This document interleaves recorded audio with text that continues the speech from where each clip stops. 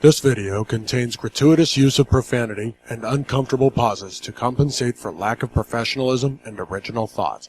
Viewer discretion advised.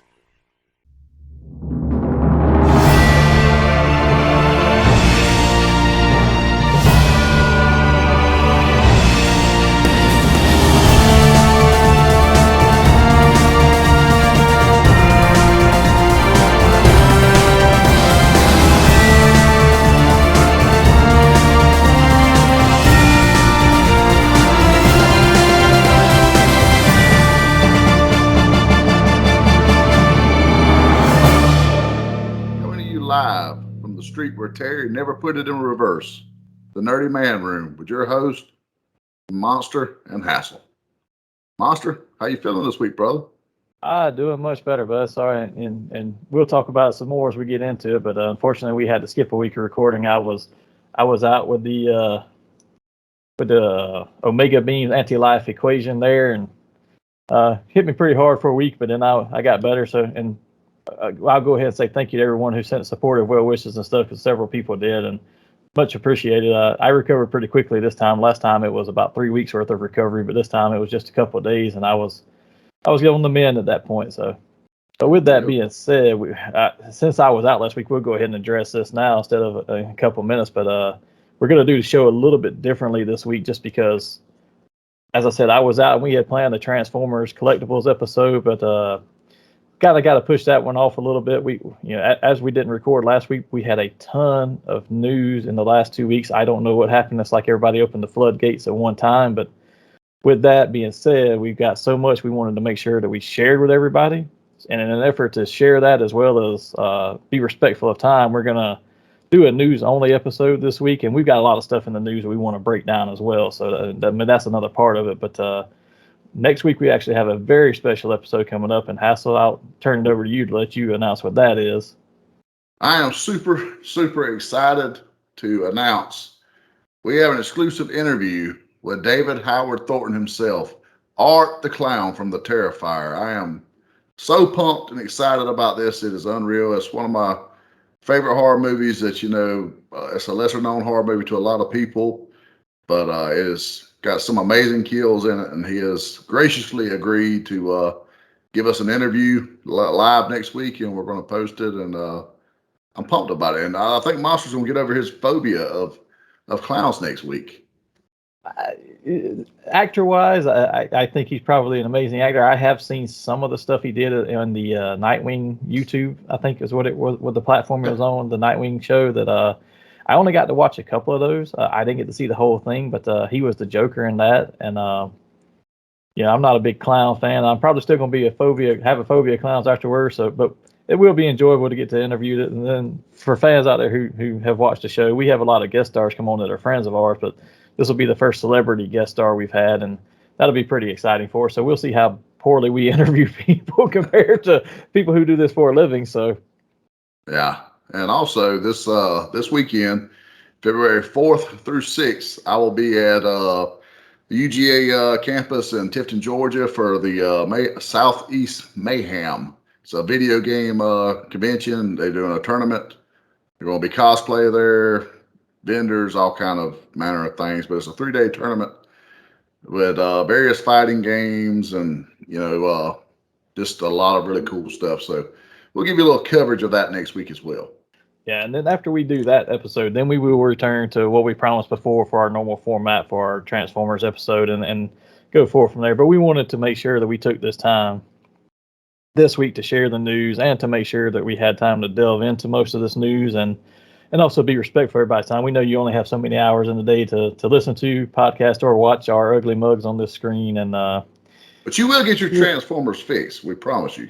Yes. So we wanted to make sure we took time to take care of all this first, which is why we're doing the show a little bit differently today. But again, you're going to get our normal commentary on the news. And there was just so much of it, because I can promise you that from keeping up with our notes and writing them down, we had about 20 pages worth of bullet pointed items to go through. So we're going to try to go through some of them fast, but there will be ones that we stop and expand upon. And if we miss anything that you want to hear more about, or something that we just missed completely because it was so much news out there, and I was kind of in between the Omega Beam life and death there. So If we missed something, just tell us in the comments below. We'll be glad to talk about it there. But before we jump into the news, we want to make sure we go back and thank our sponsors again for the show. The Zone Collectibles. They have a store located in Tifton, Georgia. You can find them on the internet at thezonecollectibles@gmail.com and on Facebook at The Zone Collectibles. Visit them for all your nerdy needs, from comics to Legos to trading cards, toys, and more. Help them support the local artists that they support with their program of bringing unity through community. Fandoms Unite, and I actually got that out all in one time this time, all in one setting. But stay tuned for the end of the show too, because we're actually going to have some news from our sponsors that we want to make sure we share with you. But since we've covered all that now, let's jump straight into some of this news and just get rolling with it, because we do have a lot. We're going to kick off today with the sports news, the NFL playoffs. We have our Super Bowl set now. Cincinnati Bengals defeated the Chiefs in an overtime win in a very tight game. And they're going to face the Rams, who beat the 49ers. And I got to be honest, I missed the 49ers-Rams game except for like one quarter of it. But the Cincinnati-Kansas City one I did see, and they came back from an 18-point deficit to tie the game, and then actually came back to the lead, and then Kansas City tied, and they went to overtime and won. But that was an exciting game, and we have the Super Bowl itself is on February 13th at 6:30. And Hassel, I know you watched the game, so did you have anything more to add to those? Or I just want to say this before we ever get to this week's, which was really great. I just want to touch on the fact that the last time Tom Brady was on the field, he was suffering from the fact that a team come back on him 27-3. So as a salty Falcons fan, I just want to say, there, Mr. Brady, you got some a little payback back. But both those games this weekend was really great. Last minute games, down to the wire. I'm so happy for Sony Michel and Matthew Stafford, former Georgia Bulldogs. Go Dogs. So we got some dogs in the Super Bowl. It's amazing once Matthew Stafford escaped Detroit, he finally gets a Super Bowl in his first season and gets to retire Tom Brady, which was great. So, it was. He's still denying that he's fully chosen to retire, so we'll see. No, he made an official statement today. Did he? Well, he was pissed off. Last I saw was yesterday, where we said we were going through the process of seeing if I'm going to or not. Well, apparently what it come down to was he was a little upset because he didn't get to officially announce it first. Someone jumped the gun and announced it for him. So now that he's officially announced it, he's saying that he didn't feel like he was 100% vested in it, and that once he got to that point, he felt he was no longer a value to the field. So I'm sure Gronk will follow suit, and the Buccaneers are finna go back to a third-rate NFC South team. So the Falcons got a chance to get back up there next year. So I'm pretty happy with that. Other than the fact I wish we had a better defense to sack that rascal a couple more times. But, the 49ers put up a great game against, the Rams. I honestly didn't see it being that tight. I was fairly surprised. I was surprised too. And honestly, I was kidding around because we're in Cincinnati now, where I'm living now. And I told the kid, hey, this is not your home team. You're from Georgia. You got to claim the Falcons, whether you like it or not. They're never going to win, but you got to claim them. I said, but your current he's home allowed team to say a few who days right now. So your current home team is going to face someone who was close to when we first moved to Missouri. We were only a couple hours from St. Louis. I said, so your former close to home team and now your current home team have to go play each other. Yeah, I thought they were still in St. Louis when y'all were there. Yeah, they left the second year we were there, and we were there for 4.5 years. So, okay. Yeah. So with that, we'll jump over to some wrestling news now, and we don't cover every single new talent that joins AEW because Tony likes to put his money out and buy a lot of new talent. We can't. He makes a lot of elite talent. A lot of elite talent. But we do have a couple that we want to definitely make sure we call out this weekend. One that's already joined and one that may be joining, but we haven't seen an official confirmation yet. But first one, Danhausen is now all elite. Very nice, very evil. Cursed. Oh man, I loved it. I popped so big last week when he showed up. It was so random. It was so out of nowhere, and I said, "Holy shit!" The crowd gave a really big pop too. Now, when he first came out, you heard a bunch of people right around ringside who knew who he was. And everybody else was kind of like, what's going on? Then all of a sudden you heard the entire arena chanting his name. I was like, I don't know how he is in the ring. I've never seen him in the ring. But I'm going to tell you, he got the best gimmick promo in the business. He does. I will say that I'll give hats off to Tony Khan's production team because they've done a great job of letting him get all the way ringside before he was unveiled. I mean, it was when they wanted it, and Yeah. that was a great job of that right there. And I've seen some of his in-ring work. He's not a bad worker, honestly. I mean, now that he does his little Danhausen gimmick, I'm not super big on those matches, but he's a great character. And that's where they'll get their value. He has the best logic behind everything that he does. And I saw a new one of his YouTube posts today, and he was talking about how the Tony uses all of his human monies to promote things. just the stuff he comes up with is so hilarious. He is like one of the funniest people to me in wrestling right now. He's a very creative kid. He is got a bright future ahead of him where he's at. Yeah, and so let's maybe the next person that AEW is trying to bring over can help him out even more. But we've seen reports that William Regal has been talking to Tony Khan about joining AEW for a very big role. I'm assuming backstage, which is where Regal's been for quite a while now. And it's rumored that Regal responded to him, but we haven't seen the outcome of that yet. So I'm assuming they're trying to work out the deal, but. That would probably be the biggest acquisition Tony Khan. That would be the best acquisition he has made in quite a while. I mean, talent aside, I mean, he's got some great talent. I'm not knocking any of them. However, that's a man that can develop really unfound talent into something. And that's what they need. They need teachers. And he's definitely one of the best and has been doing it for quite a while now and developed some of this NXT talent that they've robbed and pilfered and built their brand with, he created. Yeah. So, I mean, aside from scoring, maybe Triple H or Shawn Michaels to be a mentor behind the stage, which you're not going to get, that's your best acquisition you could get. Yeah. And, since we're talking about Regal, and you brought up NXT, let's jump back to where he was previously, which was WWE. They had their Royal Rumble this past weekend, which honestly is my favorite pay-per-view of the year, but I'm going to tell you, this was a terrible one. Yeah, now, it was bad. I will give them kudos. The women's match, Royal Rumble match, really wasn't that bad. Oh, the men's was the stinker of the whole show. I mean, the entire show.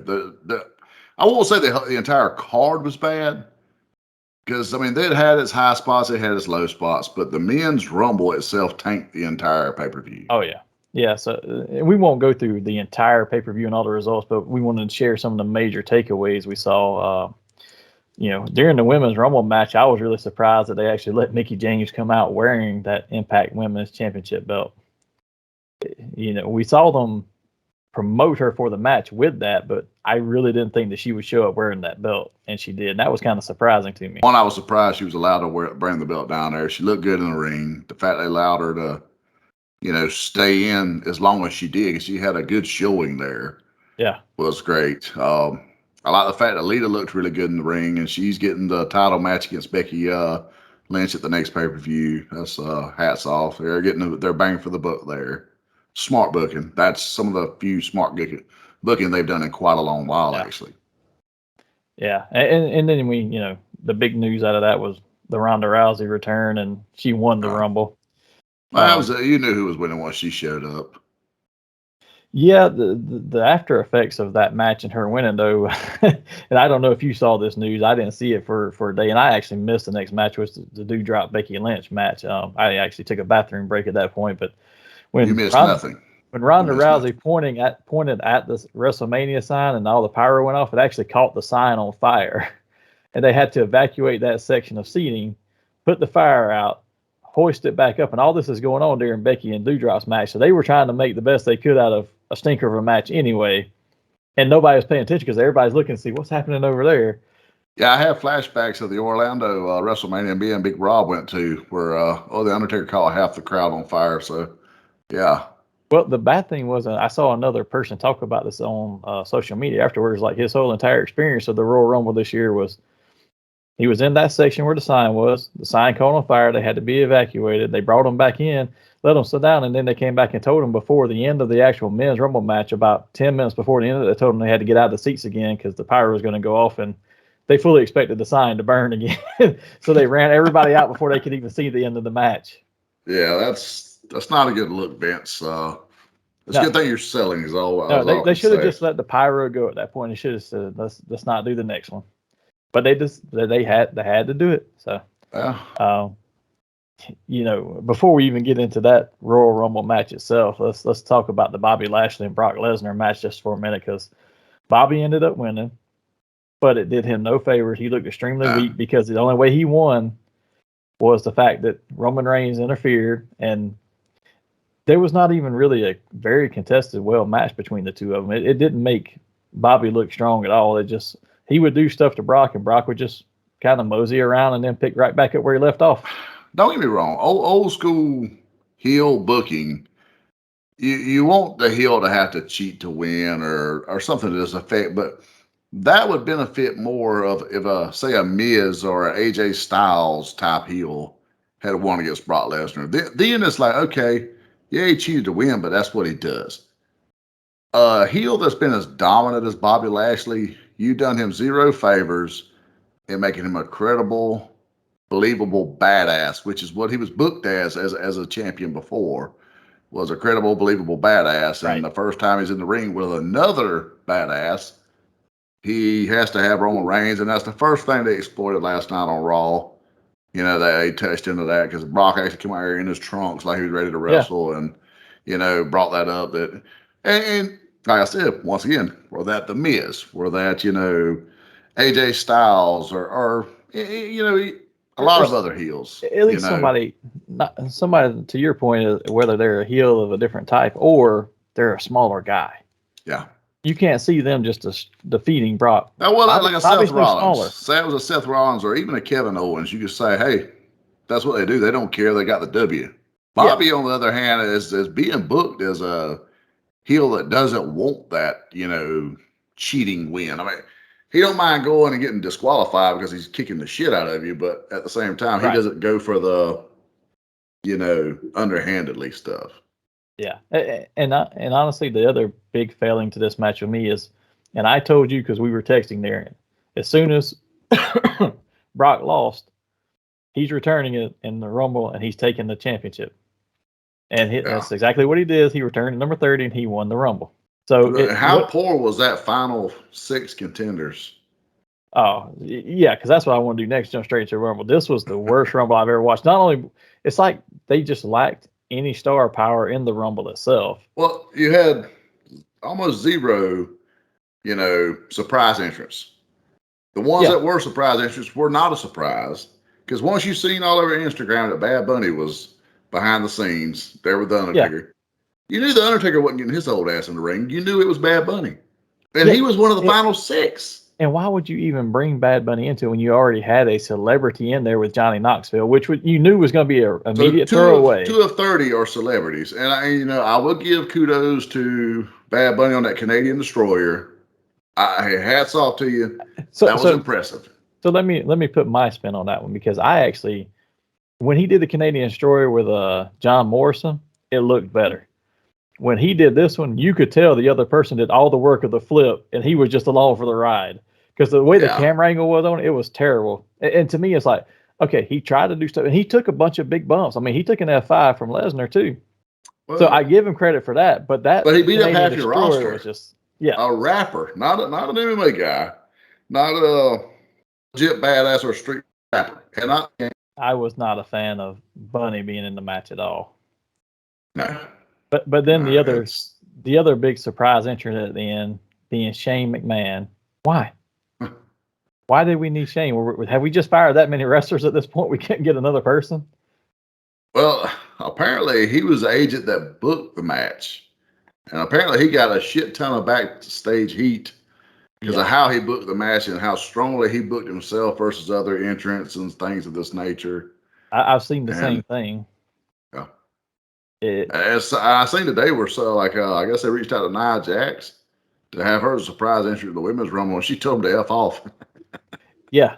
Well, and the other thing I've seen today too was that apparently for the last several Rumbles, since he took a backstage role, that the person really booking it and setting up all the spots has really been Triple H the last few years, and he couldn't this year because of his medical problems that he's had and all lately. But they were struggling, and from what I was seeing, is it was last minute changes all the way up to the match going on. So everybody's like, I don't even know what my spot is anymore. It was poorly put together. You could tell there was no Pat Patterson constructing this one here, and I think Triple H probably sat under that fruit tree long enough to learn how to properly do it with him. Which makes you really wonder how bad is his health that he's not allowed to be a backstage component. We're not asking him to get out there in the ring. How bad is his health to where he can't even do because they don't want him to have nothing to do with NXT, from what I understand. Yeah, well, and that's a shame because he was actually doing much better with NXT than they are with either of their other shows other than Roman Reigns as segments. But before we jump away from the Rumble and that in itself, I wanted to bring up too, the one big high spot of the show that caused a lot of confusion is usually what Kofi Kingston pulls off in the match. And his got so messed up and if they'd have just had the camera angle different when he went out, they still could have pulled off his whatever his high spot was going to be, because he was supposed to catch himself on the guardrail and he ended up both of his feet hitting, but they recorded both of his feet hitting from two different cameras and showed it twice from two different angles. I'm like, if y'all hadn't have shown it at all and just kept it from the waist up, he could have jumped back in there because the folks in the crowd couldn't have seen where his feet hit. But you know what? He's pulled off so many incredible high spots in the Royal Rumble for years. I probably had so much confidence that he's the one guy you don't got to worry about botching his move, that they wanted the camera on him to show how spectacular a spot it was because of how much the rest of the card was lacking.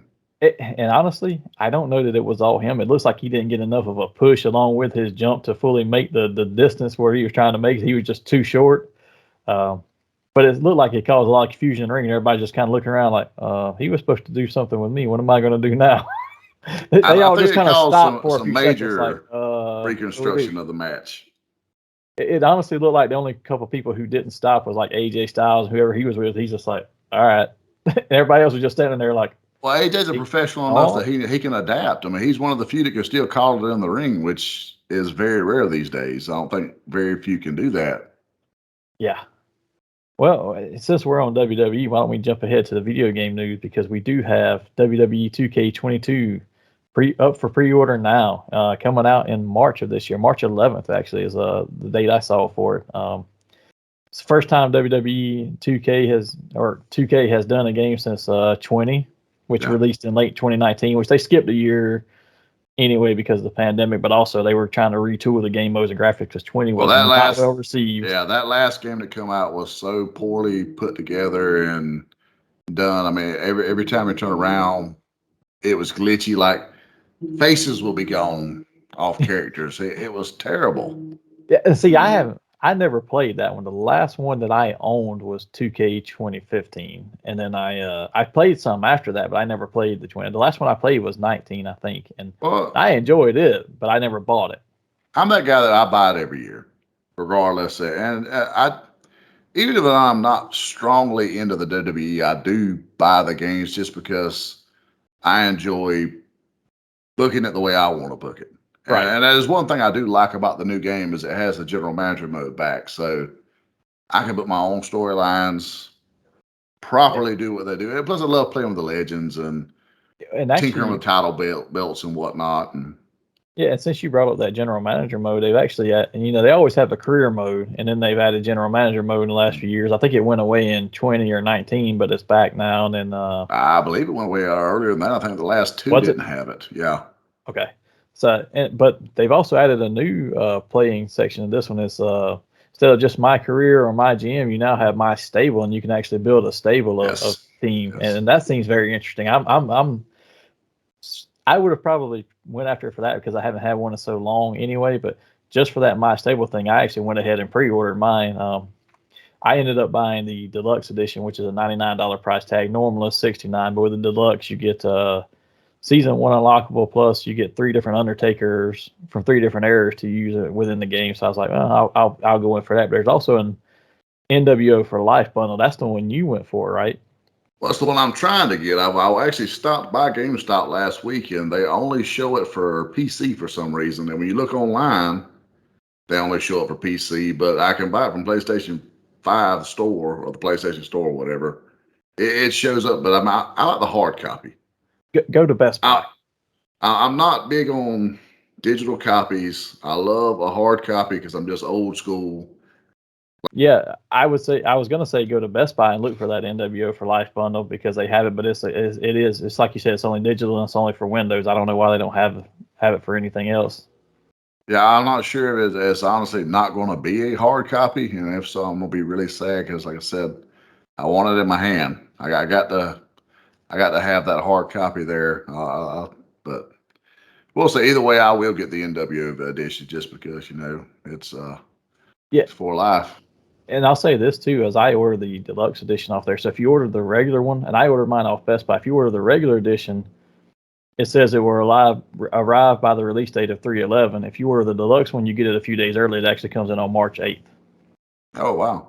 Yeah. I have noticed this is like the first one in quite a while that you don't get some kind of collectible or something for buying, the special or deluxe editions, because in the past they've had something with each one, like an autograph, or like with Ric Flair, they had like a lot of really cool stuff. Yeah. Yeah, I this was one here has surprised by nothing. that too, but it may be too because they put so much into the game at this point because it looks a lot different than the last one did, honestly. It does look great. I'll give them that. They've done a good job with this one. We'll Yeah. see how the controls work this time. That's going to be the deciding factor. Yeah, and usually I don't buy these until after I hear you play them, and then I play them at your house if I'm around, and then I said, okay, now I'm gonna go get my own. But this one I went in for just because I wanted that my stable mode got me for more than anything else. I'm like, oh, I can build a whole team. It does suck that some of the guys that went to AEW aren't going to be on the game now because, like, Sting had been on there the last few years. I mean, so we were able to get some, iconic matches. So it does stink that you won't have that go around with, this one. But typically they do a good enough job with their creative character play mode. And I'm one of those that I will search through the creative characters online and download other people's and tweak them. It's fun. I mean, there's some really good people out there that hats off to some of the creators. They do some stuff that look just as damn good as what the guys creating the game did. Yeah, and I love creating my own character and playing, but I always I like going for the tag team titles and stuff in the career modes and all too. And I'm like, hey, but they didn't really mean anything in the career modes. But now I'm like, oh, I can build a whole stable, so that's going to matter now. So I'm really excited. What version of the tag titles do you seek though? I mean, because that every year they have all the titles. Which version does Monster seek? I want either WCW or classic WWE. I want something that was carried weight by the Road Warriors or somewhere of that caliber. I don't want. Yeah, I want the WWF tag titles just prior to Attitude Era, because even though the Attitude Era had that version, they were tweaked a little. Like the tops come in a little more. They didn't do out. So I would like that version or the 96 WCW tag titles before they got the whatever they did that just ruined them. Yeah. Yeah. Well, and I took your advice. I ended up buying it on PlayStation because I do have both the PlayStation and the Xbox.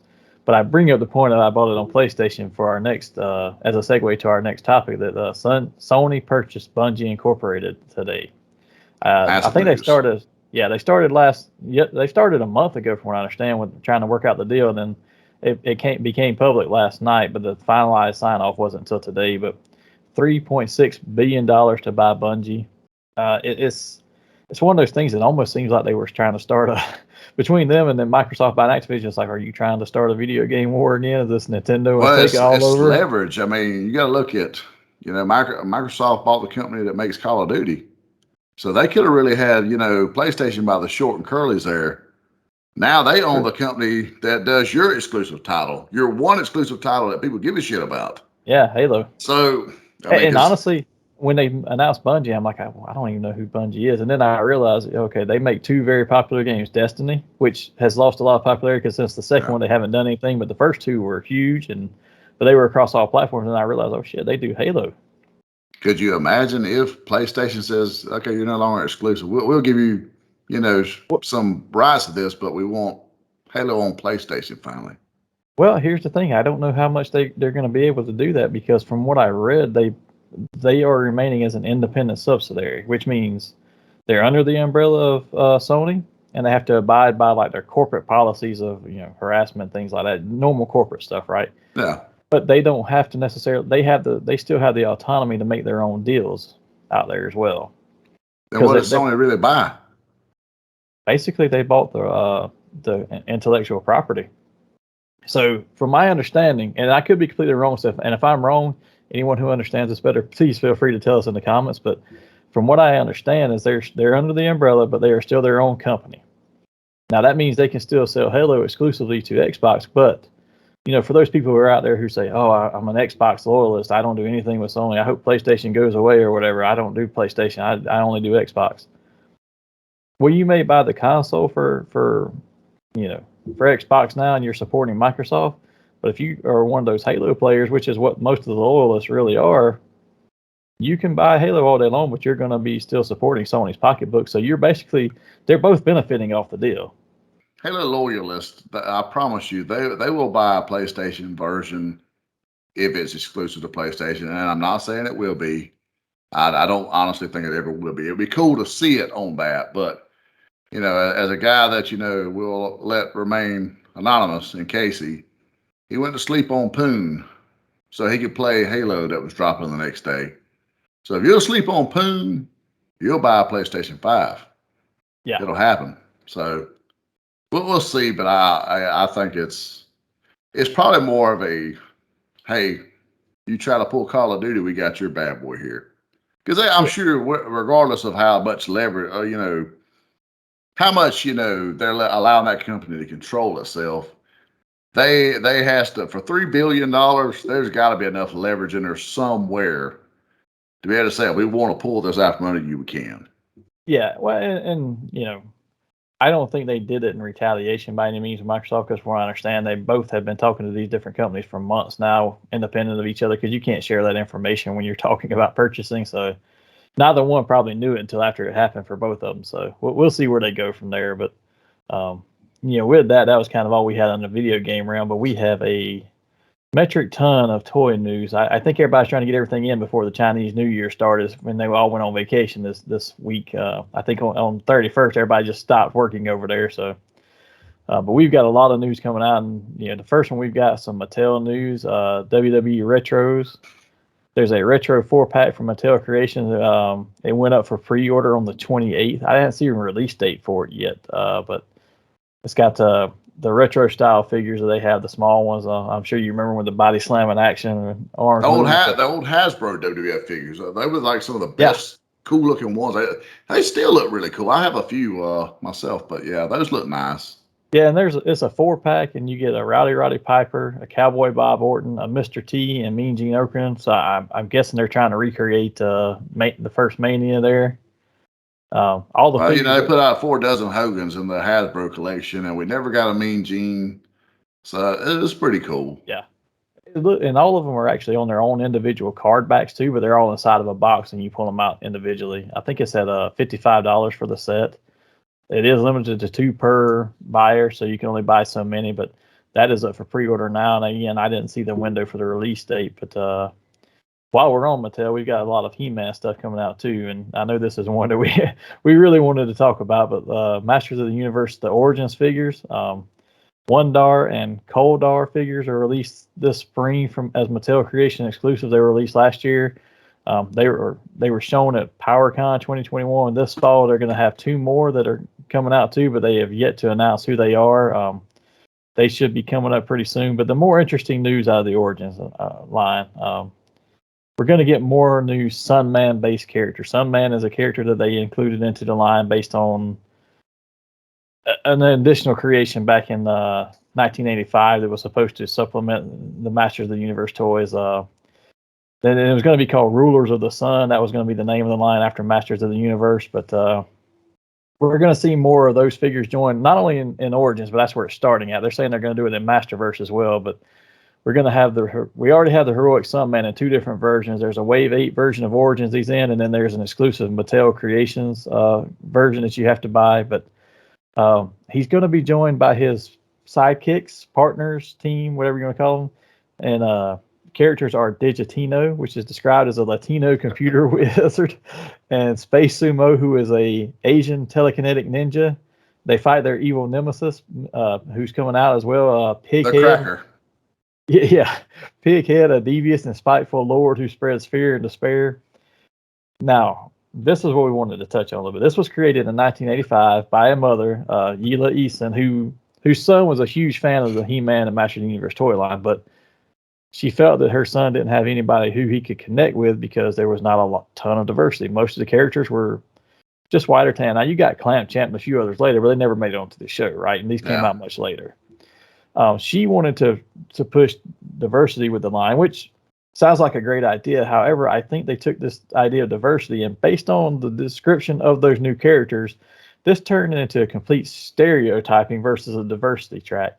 Matter of fact, this was the brown wash. Yeah, before we even delve into it too far, let me throw out here the comment that they actually have her as recording as saying is that she describes some man as having a connection between his skin color and drawing his power from the sun. That's almost word for word a direct quote of what she claimed.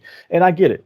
She's trying to get another character who's closer to being more relatable to her kid, but did we go too far with this? I'll be honest, if somebody has Native American heritage, when I get out here by the sun, by the pool in the summertime, get a little tanner, I feel a little stronger, monster. I'm gonna be honest. So maybe that's what she's going with. I don't know. I am not opposed to the diversity of the characters at all. I think it would have been a cool thing, but I think they went the superpowers route where we had El Dorado, the tooling of the Samurai. heads. The tooling of the head. I'm just gonna say, son, man, when I seen this figure today, and today's the first time I've seen it. Do you remember Good Burger? What's the one from Good Burger that wound up going to Saturday Night Live? And I think he's been pretty successful. Kenan. It looks like him. Yeah, and then you get the version of him with the Kid and Play box. It's like, could you have got any more dated 80s and stereotypical? Yeah. Have you looked at the other figures yet? The Digitino and Space Sumo or whatever his name was.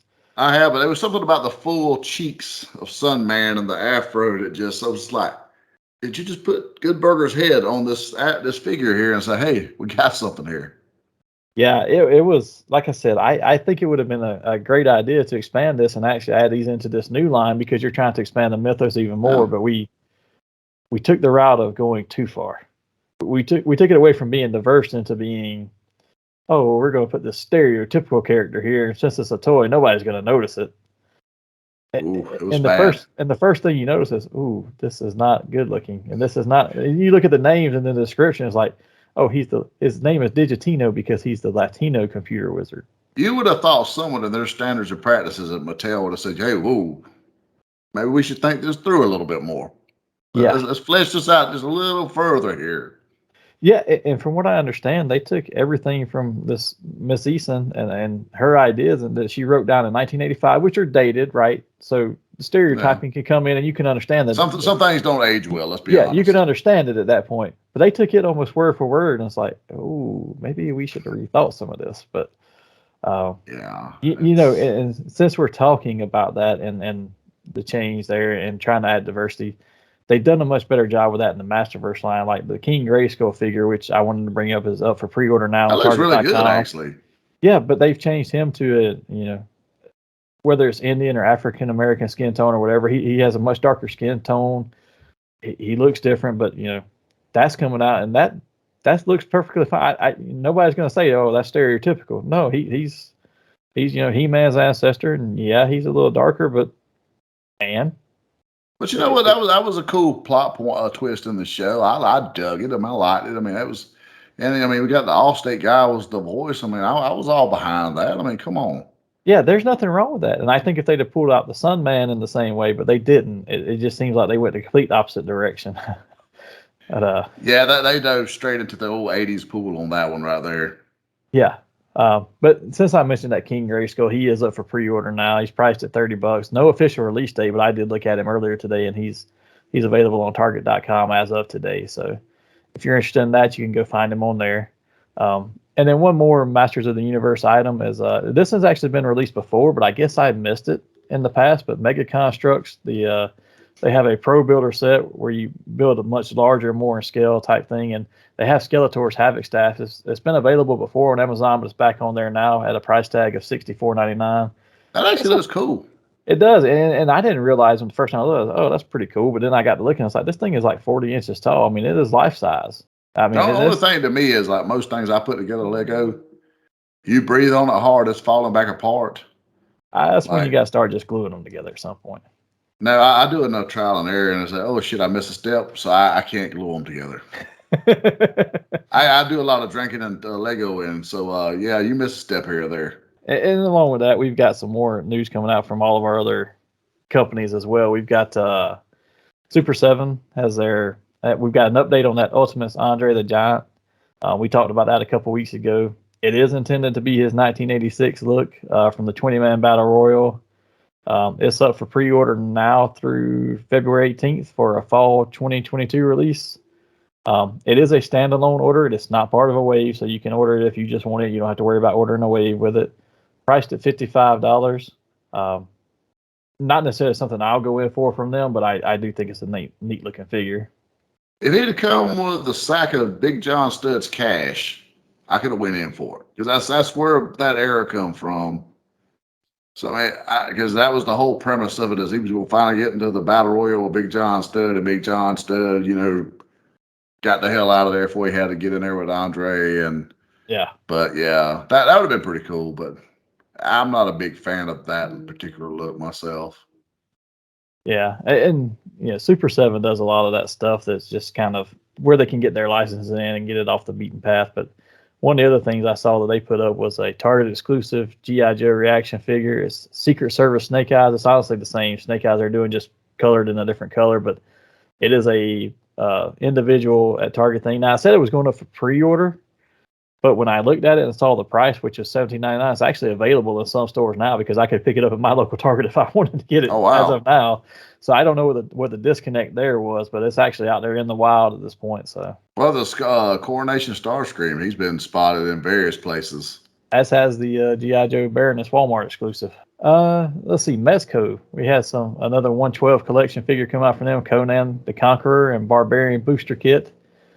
These are individual pieces. You can buy them together or separately. The Conan is up for a price of $112. It's more of a Conqueror version of him. He does have a lot of extra stuff with him, but there's a Barbarian kit that you can buy that can be changed out for a lot of stuff with this character. He's got different loincloths. He's got fur cloaks. He's got leather straps and stuff. He's even got blood splatters for his axe and his sword that come with him. And the individual booster kits are $40 extra, but if you're going to go in for a 1/12 figure for $112, you might as well spend that $40 and get all the extra stuff and have whatever. Yeah, sometimes you just want to change your action figures loincloth. I mean, yeah. It looks like it's coming out sometime between August and October. They don't put a lot of specific dates too far out on their stuff, and I understand why at this point with the shipping and stuff. But another company I've never heard of before, Good Smile Company. They have a Figma figure of the boys Homelander figures. And for anybody who doesn't know, the Figma is basically just a different way of making them. They use a kind of a pinless technology, but they use a different type of plastic. It's supposed to be more flexible. I will tell you that I have bought some Figma Power Rangers in the past. You have to be very careful with. Now, they can get all kinds of crazy poses because that pinless allows them to be more flexible, but that plastic is really soft and it will start breaking and tearing. It will actually rip apart on you if you're not careful, but it's not the same stuff that they kind of made the hyper realistic Star Wars figures out of. I think so. I think they're calling it a different or thing, hyper real or whatever they called them. Yeah. But they've got a boys Homelander figure coming out. It's like it's available now for pre-order. The 6-inch figure. Now it's got a lot of cool stuff with it. There's additional faceplate. There's alternate hands, eye effects. There's a stand the figure comes with. But being as this is an import figure for Good Smile and it's a smaller company, it's a very high price tag of $130, $129.99, coming out in March of next year. So, you got plenty of time to prepare if you want to pre-order it, but I just can't. And we're going to talk about this some more later because I'm sure it's coming up, but I just can't fathom paying $130 for a 6-inch figure myself. Ramen Toys. This is one of the pure alley hassle. I don't know if you've pre-ordered it yet or not, but the Silverhawks. Oh, yes, I have. Release they've got their Quick Silver with Tallyhawk coming out. Ramen Toys a little while back did Centurion figures. I think they were calling them 80s Commanders, and they redid those now. One of the things you and I talked about separately was we haven't had a chance to really see the quality of them and how they're coming out, but I have since seen some reviews on YouTube in the last week, and I took a peek at one. I didn't have a chance to watch the whole thing. I just kind of skimmed through it, and yeah, quality-wise, it was actually very good. The build was really good. Now, there was some way off stuff with like the face sculpts and all, and the heads looked like too small for the bodies, but that's probably for the helmets they were putting on them. With the Centurions, I assumed it was a deal where they were loosely basing off that. I mean, they were probably skating the line of how close they could actually get, maybe, with them not being called that. So I'm assuming they're skating around the lines of the license a little bit, maybe.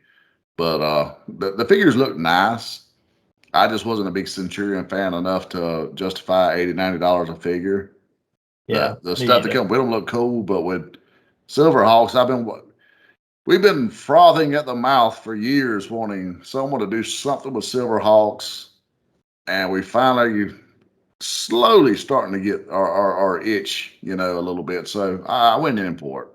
Yeah, and you brought up the fact that the Centurion ones were not licensed, but the Silverhawks ones are officially licensed. Yes. So Super 7 owns that license and shared it out to Ramen Toys to make this first figure, and I'm assuming more of them as well. But because of that, we're actually able to see it at normal retailers. Like if you bought the 80s Commanders from them, their Centurion figures, you had to buy it directly from Ramen.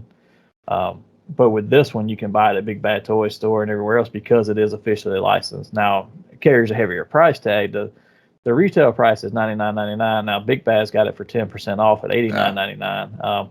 And you can go purchase it directly from Ramen, and there's an early bird price tag of $65, which is a huge difference. But it is a completely upfront payment. It's got to ship from overseas at that point, not shipped to Big Bad then shipped to you. And there's a lot of other stuff involved, and I'm not sure how long that. Well, this is what's going to keep me from having to buy 2 of the Super 7 Quicksilver, because now I'll probably open this one. This will be the one I open, and it comes with a ton of cool accessories and whatnot, and it is the more realistic look to where Super 7 is doing the cartoon look. Yeah, and that's the non-selling point for me, because if I could have got it for $65 from Ramen and bought it directly, I probably would have, but I don't like the aesthetic of it, I guess. Other than Ramen Toys, we do have some SH Monster Arts reveals. I don't buy a lot of the Monster Arts stuff, actually, or any of it, but I like the figure arts that they make. But they've got a Godzilla Singularity Point, which is the Netflix animated show. It's Rodan in his second form, slated to come out in June of 2022. Includes 8 unpainted minifigures with wire support, so you can make like a flock display, and it looks like little pterodactyls that are flying along with them. So they look pretty cool. I mean, the whole display looks cool. It's just not something I'm going in for. And it's not up for sale yet. They just revealed it at this point. And we'll have some more Godzilla news coming up soon, too, when we get to movies and TV. Storm Collectibles. They've got a Golden Axe Battler Deluxe version 1/12 scale figure up for pre-order. And I thought this was just a figure at first, and I got looking at it because I was like, man, why is this $230? It's coming out in March. But it's actually the Axe Battler figure, a red dragon figure that he can ride atop, and then 2 skeleton soldiers, as well as multiple weapons packs inside of it. Oh, okay. So I thought that was all just diorama that they had in the promo picture. I did too, and then I got looking. I was like, no, every bit of this is included. So it's a nice amount of stuff. But again, it's a little overpriced for me. Plus, it's not something I collect. Now, I do remember the Golden Axe game and loved it, but beyond the game, I have no personal connection to it, I guess I should say. Yeah, you're kind of pigeonholing yourself a little bit right here into the niche of people that just really were huge fans of that. Yeah, and another pre-order we've got up from the same company from Storm Collectibles is the Gotcha Man or G-Force or Battle of the Planets or whatever you want to call the show, because it's had like 50 names at this point. But the leader of the team, Ken the Eagle 1/12 figure. New details on that. Originally, it was brought up in October of last year with a prototype shown, and the prototype kind of went around all kinds of different shows that were able to be had at the end of last year. And but now there's actually I had it in our notes as it wasn't up for pre-order yet, but it actually went up in the last couple of days, and I think I forgot to update that. But supposed to release around third quarter, and if I remember right from looking at it, I think it's right around 100 to 119 for it. Actually, I may be thinking of a different one. I think that one's actually more considerately priced. I just don't remember what it is off the top of my head. We will find and update it as we're talking through other stuff. NECA, though, we got a lot of announcements from NECA. We've got a Predator 2 30th anniversary collection, Ultimate Warrior Predator. I almost expected him to have some kind of face paint and shaking ring rope. You know what? If he comes with tassels and face paint on his mask, I buy him. Yeah, No questions. I saw it, and I get what they're going for. It's from one of the movies specifically, and that's the one who's the more dangerous out of all the predators in that movie. It's up for pre-order now for July 2022 release. It's $41.99. Again, not something I have a huge connection to, but it looks really cool. I just wanted them to have, like I said, tassels and face paint because they said Ultimate Warrior. I was like, what is an Ultimate Warrior Predator? He's going to load the fuel on the rocket ships. Yeah. What other we have, though, is a deluxe Stone Heart Predator. This has been revealed. It's not up for pre-order yet. This is from the video game Concrete Jungle. I have never played this game. I don't know if you have, Hassel, or even heard of this one. Actually, I bought it for Josh for Christmas a couple of years ago. He seemed to like it.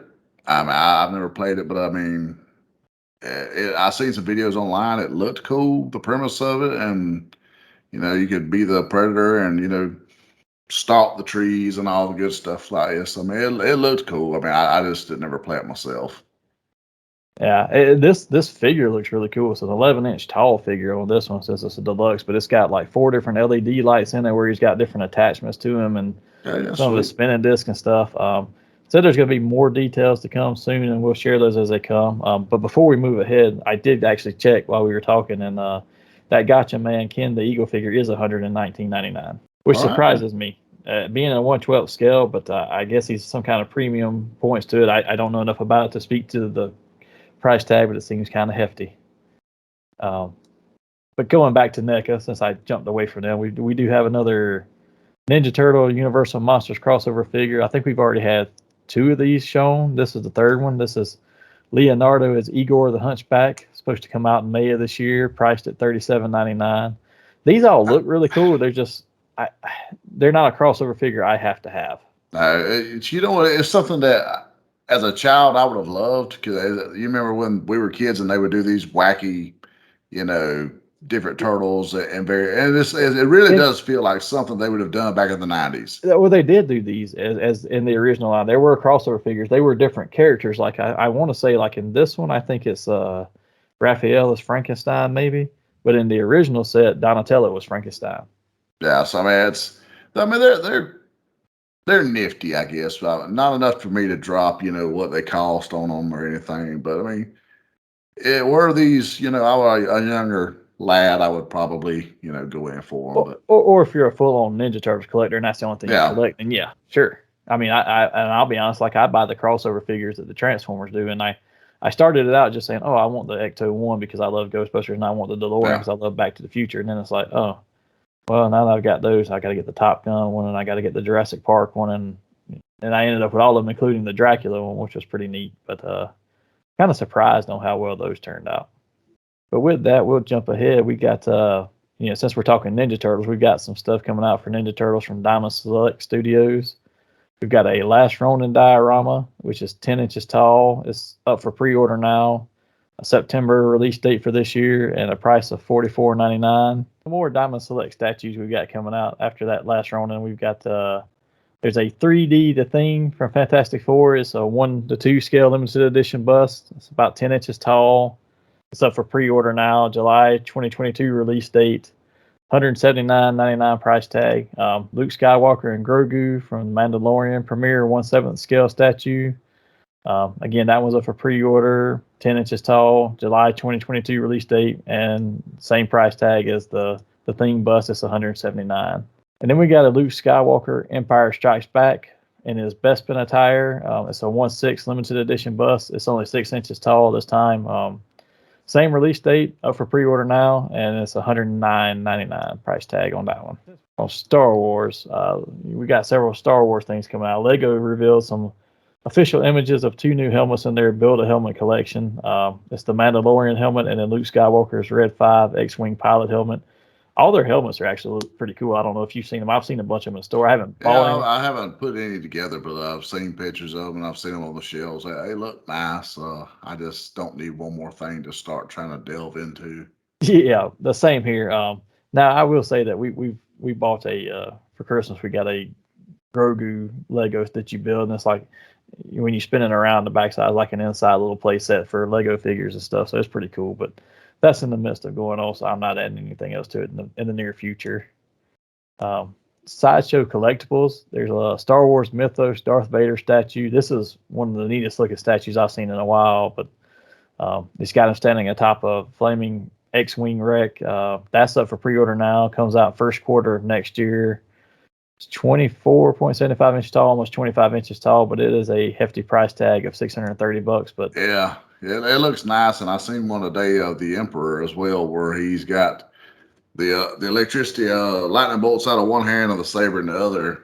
That's the first time I've ever seen that one. It looks really nice as well. yeah, I mean their stuff is the quality of what they build makes it worth the price tag, because it almost feels like you're buying an actual piece that would go in a museum somewhere. But my little humble museum here can't afford that. So I think I bought two of their higher end items, and one was a Boba Fett that he's about that tall, and then I got a Venom that's roughly this tall, and it's McFarlane-esque Venom, and it actually has a nice base, like he's in the sewers with the septic stuff and whatnot. I mean, I spent more than I should have a few years back, but yeah, I can understand that feeling. But with Star Wars, we've got a few other things coming out too. We've got a Hot Toys. They revealed some new Mandalorian figures. Now these are not up for pre-order yet. We've just seen pictures, official pictures of them. We'll keep you informed as we get more information. But there's Axe Woves and Casca Reeves, which are the two Mandalorians along with Bo-Katan and her little crew. So, and those look really good, but they're coming out at some point. We just don't know when yet. Gentle Giant, which I haven't seen anything from them in a little bit, but they've got a couple of statues coming up. It's a Boba Fett on the throne. That's a premier statue. It's up for pre-order now. It's limited to 1,000 pieces only. Coming out in June of this year with a price tag of $350. And then you got a Boba Fett Nowhere to Hide variant Legends in 3 dimensions bust, which is a mouthful of a name for a statue, but it's a bust of Boba Fett, up for pre-order now, slated for summer of 2022. And I didn't see the price on it, but normally they're about $180 for that scale of bust. The subject a little more near and dear to myself and Hassel, but the Black Series, we've got a Mandalorian wave. Some rumors for this year. We saw at PulseCon the Din Djarin and Trooper Disguise and the New Republic security droid, but now the rumor is there's going to be a Grief Karga with a new sculpt and probably a new outfit. I'm not sure, but then we also got Axe Woves, the third member of Bo-Katan's Mandalorian team, supposedly joining those. That should be the last two for this group as a wave, and it's just rumors right now, so take it with a grain of salt. That's just what we're hearing. But yeah, I'm really kicking myself in the ass for not getting that first wave of Din Djarin. I mean, I just really wish I'd have got him. And as much as I was a fan of the show, I didn't expect it to take off like it did when that figure dropped. And I'm kicking myself in the ass now for that. yeah, well, and we haven't seen a lot of news from the Star Wars team, honestly, since Rancor, but I think that's probably because of this next item that we're going to talk about. It was just announced on the 26th. So just a few days ago that they've Hasbro has extended their long-running deal with Lucasfilm to license and produce Star Wars toys. And they've also added in a caveat to do Indiana Jones toys as well starting next year. Now there's no details on that yet, but I'm assuming it's a 6-inch line. It's probably kind of like Black Series where they do subsets of the different movies, and they're going to be doing stuff for the new movie. But I'm assuming they weren't announcing new stuff recently just because they were trying to work this deal out and were like, okay, well, let's not put a lot of stuff out there if we're not going to get to produce it anyway until this is pinned out. I just don't see that doing very well. I'm going to be honest. I'm going to go ahead and call jumping the shark on this one, because to where Star Wars fans, they'll buy that low-level trooper or, character that had 30 seconds of screen time. They'll want that figure. What do you honestly have in the Indiana Jones other than your 2 or 3 core people per movie? Yeah, I can't see it doing either. What I would have done if it was me, I would have just tried to work an indie figure and maybe a villainous figure into the G.I. Joe Classifieds line and say, hey, there you go. Here's a way to get a figure out there. But now I've also seen a few reviewers that I watched saying that, hey, I don't actually own anything Indiana Jones, so this will be a chance for me to pick up several things for it. And I'm like, for me, I don't see it. I think they would have done better with NECA, just because you could get the 1 or 2 figures, kind of like they did with Back to the Future line. There's only enough there to really.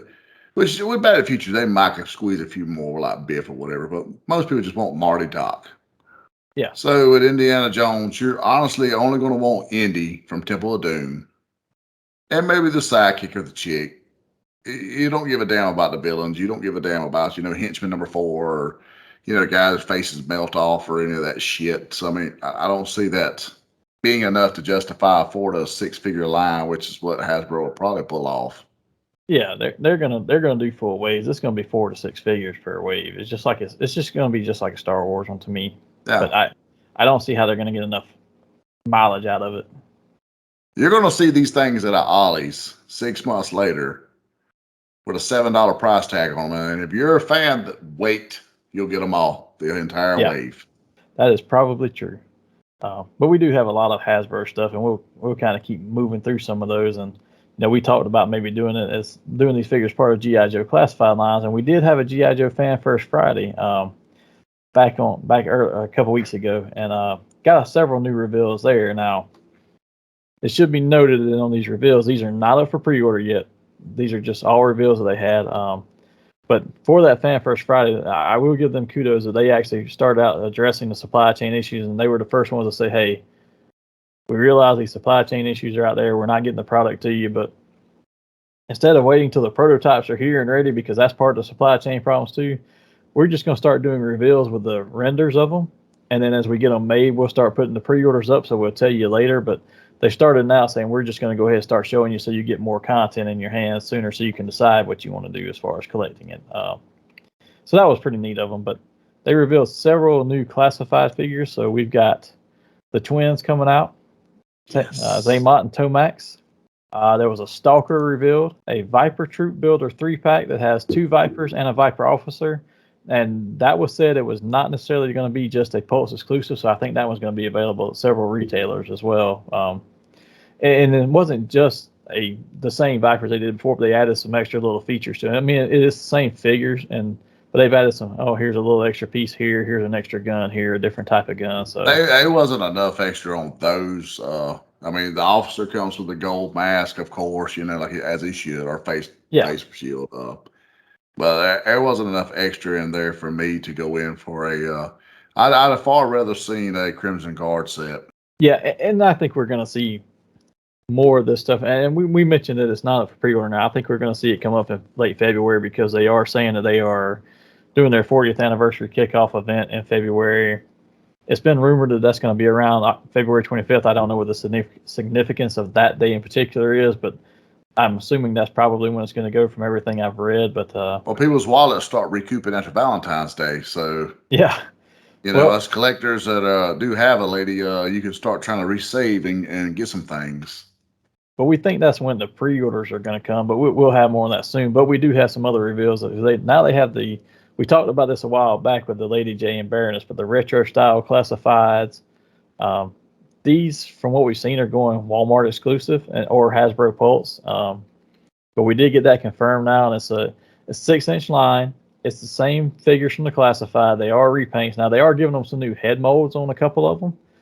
Baroness has a new head mold, and she's painted more to look more cartoon accurate. But again, it's the same figure. Did you see anything with the head mold monster that made you think anything different, other than the fact that all the pictures they showed you, she didn't have her glasses on? That's the only thing. And the glasses are in the box. I've seen them. Yeah.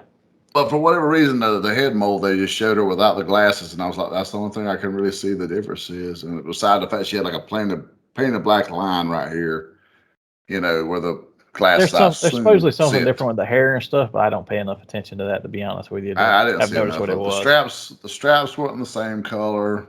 It wasn't as glossy. It did have the more cartoon or retro look. But they didn't, cartoon it down, I guess. Which is funny because for these, we've got several of them coming out, but Baroness is supposed to be more cartoon accurate. Lady J is more action figure accurate because she's only got the one head mold now with the hat on, which is what the action figure had. And the body sculpt and the paint looks just like the action figure versus the lighter colors and the different type shirt she wore in the animated series. Now it's the same figure from the classified, but again, the hair was all I noticed different with that is the fact that she had the cap, like you said, and where in the cartoon she always had the hair like with what we got in the classified figure. And then they also announced a new Destro. Again, this is a repaint, but he does have a new head mold too. And the only thing I can see is that the head mold does look much more animated because he's got the eyebrows and stuff put into it. So Yeah, with Destro, the only thing I noticed is it did have the arched eyebrows a little more and the fuller lips like you had in the cartoon. But the gung ho was the one that the blue urban camo. I'm going yeah, in for that. I mean, I've got to have it. I got the original steel. He's one of the few that Josh's wife didn't destroy in the heat. So I have him still intact, O-ring and all. So that's one of my favorites. It was one of the figures as a kid that just fascinated me. So yeah, I definitely got to get him. for me, the only reason I may get him is because I don't have a gung ho open and in my display, and I didn't really plan to because I was like, he looks okay, but he's not great, and but for that correct coloring for the cartoon and stuff, I may buy him and open him up, put him in the display, and just keep because I want to keep the classifieds in the box. Yeah. And I'm only opening specific ones, and he's one of those I'd like to have had. But I just didn't go for it because I was like, So I've only opened a handful, and I bought two of the handful so that I had an MOC and a loose, and then I got a Viper, Beachhead, Firefly, and a Barbecue loose. I will go in for two of Gung Ho in his correct outfit because they actually retooled the hat. The hat is more accurate. yeah, The only thing I've seen that I had to grapple about, and this is minuscule, is the chest tattoo is still off. While it is better than the first classified, it is still not the big traditional Marine, emblem. yeah. Again, and that's one of the reasons I didn't go for him and open out the classified boxes. It just, I don't know, something just looked off about it. I mean, I got it to have him, but I was like, He looked a lot like the Retaliation Gung Ho. yeah, that's probably more accurate. It was very, very close to that figure right there and less accurate to what we wanted. Yeah. Yeah, so he might be the only one I go for, but these were supposed to be. They haven't said when they're coming out yet. Now some have snuck out somewhere in a Walmart that was probably sitting in the storeroom and somebody stocked the shelf wrong. But what's up with all these? I mean, I know it's a sidebar here, but what the fuck is up with all the bats? Like literally every day I scroll through Facebook and there's a shout out to GI Joe classified page that I follow on there. They got a lot of great content. Every friggin' day I scroll on there and somebody has a bat or alley viper on there up for trade for various things. I'm like, where are you assholes finding these at? well, Walmart released a bunch, and then Hasbro put as a back end stock sale for one day. Because remember, I hit you up about it, but by the time I hit you up, they were already gone. Well, they're finding them in the wild pretty regular. I mean, which, the Transformer page I follow on Facebook as well, they're finding Coronation Star Screams left and right. So, Yeah. And some of them are saying they're finding them at Target. So, I mean, I'm not sure if the Valley Vipers and Bats are being found at Target as well, or I'd imagine because Target. if these are all Walmarts, just in random places. Same thing with that retro Spider-Man wave. I mean, you got one from Big Bad, from what I understand, but I went to Walmart and found the Ben Reilly Spider-Man, and I've been trying to find another one. And every day I have it set to tell me when it's back in stock, and it pops up saying, "Oh, they're for sale," and they're like 2 or 3. And I go to order one, and I can't get it because it's already sold. But it's only a handful at a time. And I haven't seen the black costume anywhere. I ordered black costume, Hobgoblin, Armored, and Shocker at the same time. I've already got Armored in hand. He's here. The other 3. Yeah. So it's like crazy what we're getting when we're getting it. Which, I mean, I know this goes to everyone's, battling the supply chain and getting across the water and whatnot, but it's just weird. It's very hard to judge or gauge as a collector right now how you can budget things because you just don't know what's going to fall. I know in New York they're getting some of the full waves in because the guy that created my WWF championship belt that bought a great deal of my wrestling collection, he posted on Instagram and he had like the whole line there. So he's been going back. He's been looking for a WWE classic Goon figure for some time now, and he keeps going hitting Walmart's 2 or 3 times a day in his area, in Target and whatnot, trying to find this one figure. And he actually found all the Spider-Man at one point. Oh man, I mean, it was the whole wave. Yeah. Well, see, that's interesting on those because Again, I know we've been having, so we'll announce now we've been having some technical difficulties with the internet tonight. It's not our friend. So I don't know if you heard me, but the Spider-Man wave, I didn't realize this till I was talking to a guy at Target when I got my Ben Riley, that those are not like your regular case of a Marvel Legends where everybody in the wave shows up in a box. And that's the whole case. These cases are individual figures. So like your black costume Spider-Man, that's the only one in that box. So you got to get a box of each one of those in order to get the whole wave. Apparently they must have hit the jackpot because they had the armored, the Ben Riley, the symbiote costume, and then the Hobgoblin. He had all four of those lined up there. Now I didn't see Shocker or Hammerhead, but I did see those four. See, and what's funny here is I've seen Hammerhead, Shocker. I picked up a Ben Riley. I went to the store and the guy said, "Well, I think we've got two of them back there." So he went back there looking for me because I wanted one to open as well. And he's like, "Nah, I've only got one left." He's like, "It's all yours." But because he was stocking them on the shelves, he's like, "I got these two and I got that one." And then I've seen where some of the stores around me have gotten the armor Mark I armor, but that's the armor looks really nice. I will say that the figure itself looks really nice. They went into detail on them because, like, sometimes with these retro ones, they do skip. Like with Hobgoblin, I bought him just because I'm such a Hobgoblin mark. It's crazy, but he didn't. You could tell the detail. They cut corners on the detail. But with the armored version, it's even down to the fingers. Like you can see it's got the armor pads. The fingers have the little,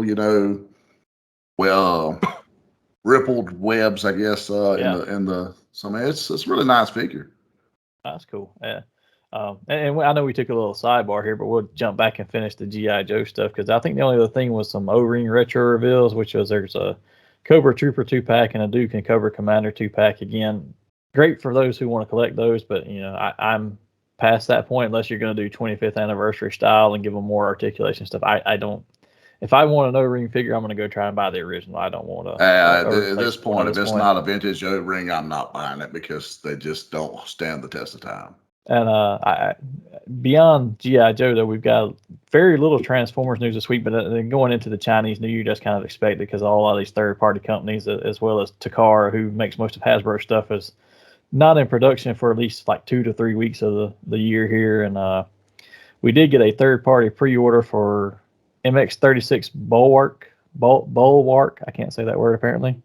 That's their version of Bulkhead, which is not a G1 figure. It's one of their more popular modern day editions. Really just looks like their Inferno mold with some new head sculpt and some compartments that make wings that are for building a trailer for this army type vehicle. Set for a winter release date, it's $134.99. I may actually pick that one up just to have him because I do like the character from some of the modern stuff. But fan of the show, the figure actually looks good. I mean, the head, it captured that animated version of Bulkhead, I guess he really was just animated, but still, it captured that right there, and it doesn't look bad. I mean, other than the fact that you just know it's a different figure with that head on it. Yeah, and the transform mode actually looks completely different if you're looking at it. But the alt mode, but the robot mode, you're like, oh, that body's not right. But that head looks awesome, and I may go for him and add him into my collection. I'm debating on it right now. I've got time. At that price, I can't go in on them because I just bought the Thundercracker the other day. So jump to the Marvel Legends stuff. We've got they're celebrating the 20th anniversary of Marvel Legends this year, and we've seen some of those figures like the Captain America, the Iron Man, the Hulk they're doing. But for the 20th anniversary, they're going to do a brand new reveal every month on the 20th of the month. The first one that was shown the first one shown on January 20th was a new Iron Spider. That looked really great. Yes, and this is on the new pinless body, and I know you and I have had the discussion before. What's the difference on the pinless body other than seeing the pins? But it's the posability too. Apparently, where the knees and joint and the elbows are, you know how when your body moves, your elbow and your knee cap kind of float, and you can get a tighter range of movement to it, or like a very close range. These are like that now. So instead of the pin stopping it at a certain point because the pin can only move so far and then the joint stops, these actually can get a much further range of movement. And I think you can kind of see it on that Spider-Man. Just the pose he's in is they've done a really good job of that right there. It made me jealous because when I go to pose my action figures, they look terrible. It looks like, Radio come into my house and started trying to mess with my action figures and put them up. But I know the feeling. Yeah, no, you do not. You do not. Your things are beautifully placed, and mine are just standing there like this. It's some They're funky. wait, they're waiting for the school bus. They are the short bus at that. But yeah, they're going to reveal something every month on the 20th, so we'll have something to share with those. But we also got an update to the X-Men Bonebreaker Build-A-Figure wave. It was supposed to go up for pre-order on the 27th. That has now been pushed back to February, possibly the second week's what I'm hearing. Most of that seems to be due to the Toy Fair cancellation. Like they were going to say, okay, let's put this up for pre-order, announce a bunch of stuff at Toy Fair, and then spread those pre-orders out. And because Toy Fair is not happening, they're kind of like, well, let's push this back so we can then still spread this stuff out and have our Fan First Fridays to do that. So we'll announce it when we get more information on it, but I'm assuming that it's going to be February, like they said before we even hear that they might be putting those out. But since we're on Legends, let's talk about something that you and I have been debating about a little bit, and this the elephant in the room. Now, this applies to all Hasbro products, but the first one we saw it on was announced for Legends specifically, and then it came out that it's going to be every set of figures. But we're going to get another price increase. Now, this is a rumor. It's not officially announced. Several sources have confirmed this rumor. Yeah. Now, what we have not heard any confirmation of is officially from Hasbro or when this is going to start. I'm assuming we're going to see the first bit of it when they announce this X-Men Legends wave, and this is where it's going to start because this is your first true full wave of a year of any of their products, so why not start here? More or less, I figure what they'll do is they'll either, because they haven't announced figures in some time now, they'll either give you the announcement of the price hike and then a wave that you don't want to resist, or the old compliment sandwich where they show you the wave of figures you don't want to resist, and then at the edge of that don't want to resist, by the way, rascal, our prices just did this. So here's the thing. I don't think they'll even officially announce. I think it'll just be like it was last year. It just happened.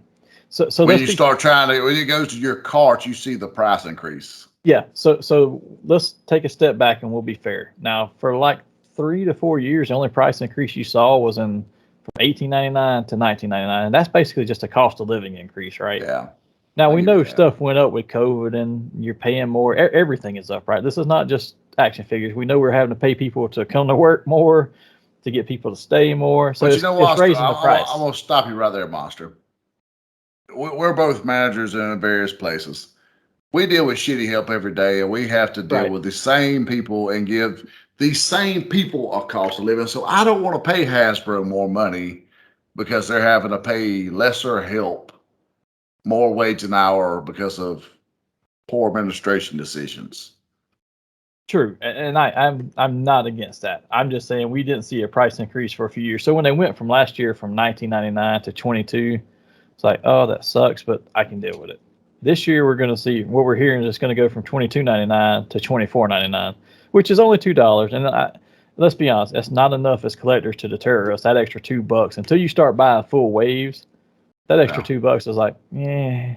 Well, unless you're collectors like a lot, some of us are. I ain't gonna say a lot of us. Some of us are. To where you buy so many figures a year, you're not really gonna see that big a difference. But it's just so close in succession to the last one. To like what you were saying a while ago, we did get one for several years, and then it was minuscule, and then you got the decent bump, and now it's a decent bump again with relatively short span. That's where the hurt comes in. We're at a year from now versus, they waited 2 years versus 1 year. I think it wouldn't have been as bad. Yeah, well, and I say that I was thinking, I made the remark that I was thinking it was going to be with this first X-Men wave is where we were going to see because this is their first full wave of the year. But I've just been corrected because my child just sent me something saying that one of the Fortnite figures he collects, because he likes those Fortnite figures that Hasbro's doing. Well, last year he got the whole first wave that was out, including the deluxe figures. The deluxe figures were $37.99. He just sent me one today for an exclusive one that's going to be a Walmart exclusive now. Not any different sizing than the others, no different scale, but the price is $41.99. Oh, wow. And way to go, Oyster, for being pounding the ground and getting us our info here, buddy. But, yeah, so it seems that's confirmed. So if you take that as a confirmation, we're probably going to see it for sure. But we're already seeing it on some of these figures that, again, there's no announcement. He just noticed that. And he said it to me, he's like, hey, here's the new one that's coming out. It costs more. Because if he hadn't called it out, I probably would have known to go back and check. And I just went back. It's one of those things where you'll see it in your car, and I noticed with the NECA Kessler Wolf that when they hit my cart, it was $37. These NECA figures haven't been that much. No. So I mean, it's across the board. It's not just Hasbro. I mean, it is across the board. No, but Hasbro probably sells more figures in bulk because of the fact that completionists want to buy an entire wave, or you may want to build that builder figure for this wave or whatever. So you buy a figure that you typically wouldn't have bought. So now you're buying a Shadow Cat that you would not have bought under other circumstances at $24, versus the $19 we used to buy that. Yeah, and to be fair too, if you go and look, it depends on where you buy it from is what it's going to cost you anyway, because of the price that Hasbro sells that to the big box stores and when they sell it on their own site. I noticed even last year they were doing $22.99 on all their figures. They're regular size figures, right? Yeah. Their Legends or their Star Wars Black Series. But then when you would go to Big Bad and order it there, it was already marked up to $24. You go to Target and it's actually down to like $20 or $21.99 because they're selling them such a bulk price to them. They're selling them cheaper already. So, and that's the thing with Big Bad, you do kind of live and die by it. I mean, they guarantee their figures a little more as far as if you order from them, you're almost always guaranteed. There's been very few things through the years I haven't got from them that I've ordered. Yeah. I want to say the only thing looking back that I just really regret I don't have that I ordered through them and I didn't get was the Jason versus Freddy 2-pack. And for whatever reason, I ordered it. Never heard a word. Never even got a cancellation from them.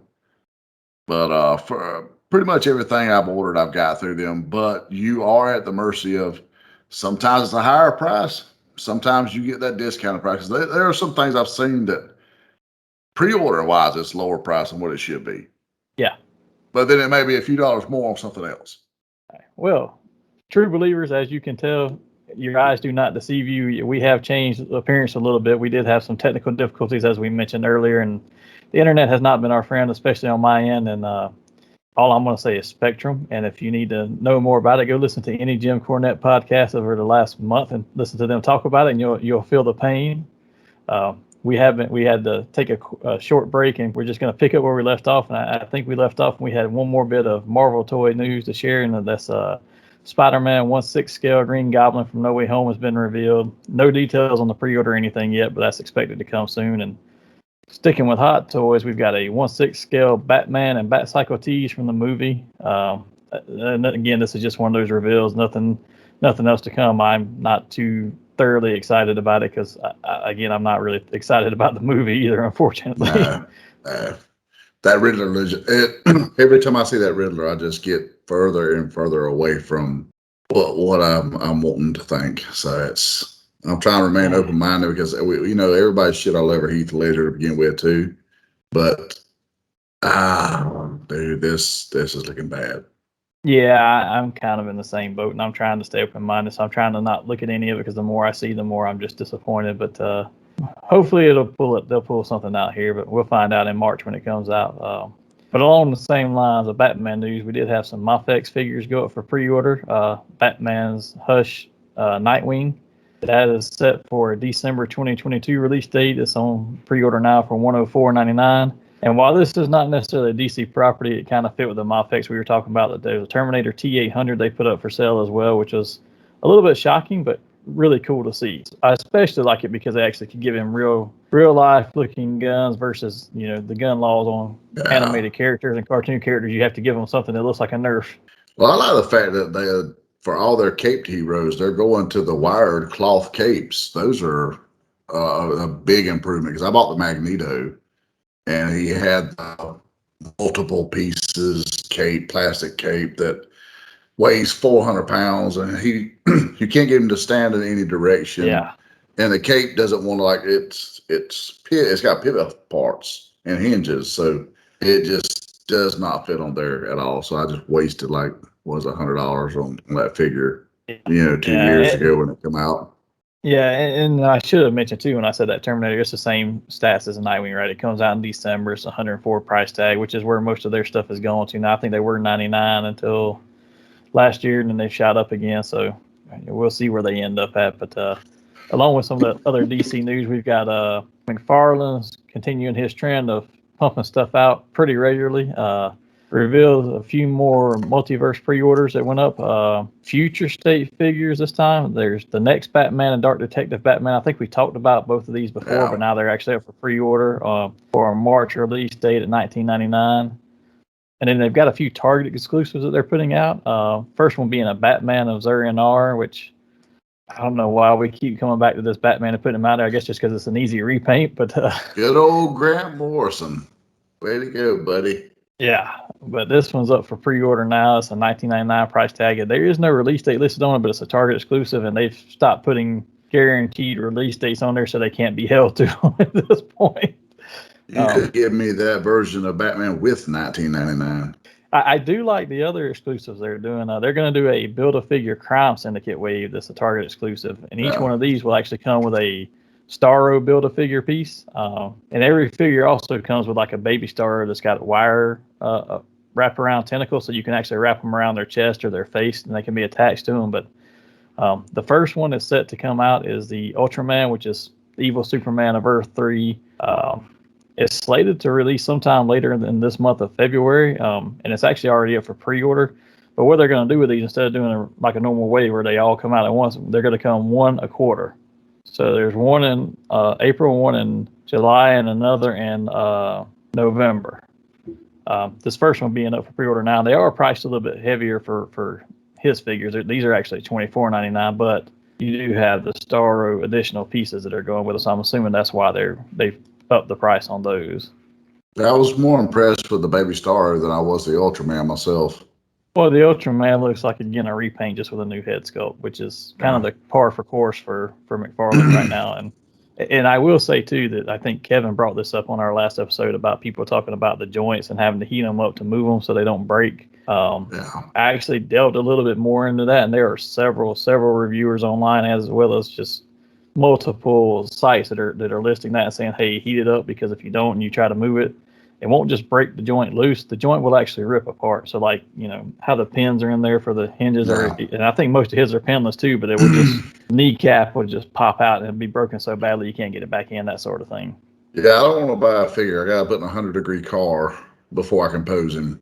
Yeah, and I think it's just the way they're pumping them out so quickly. I mean, we'll probably hear more about it. Maybe they'll fix it, but that seems to be a running trend for his stuff right now. And he is pumping stuff out left and right. He does have some other stuff listed going up for pre-sale right now too. But now these are actually just like the deceased figures. These are some DC Direct figures that were never put out by DC Direct before they were mothballed and shuttered. But it's the Batman animated series. It's the last wave of those DC Direct had listed. It's got a animated style Batman Who Laughs, the Batman and Catwoman. They're all up for pre-order right now for a $29.99 price tag, set to release in March. It's the same molds and stuff they use for the rest of that set. So if you like that animated style, they're for you. If not, you may want to pass on those. There's nothing spectacular about them or brand new for them. No, it's Michelle Pfeiffer Catwoman, and I mean, the only one I ever went in for on the animated look was I got the Azrael just because I love the Azrael Batman look. It's always been one of my favorites, and they did go with the first Azrael Batman for that. So I went in for that one, but that's about it. I almost got the Android Batman from that one episode because that was just a cool episode to me, but the rest I've been kind of here.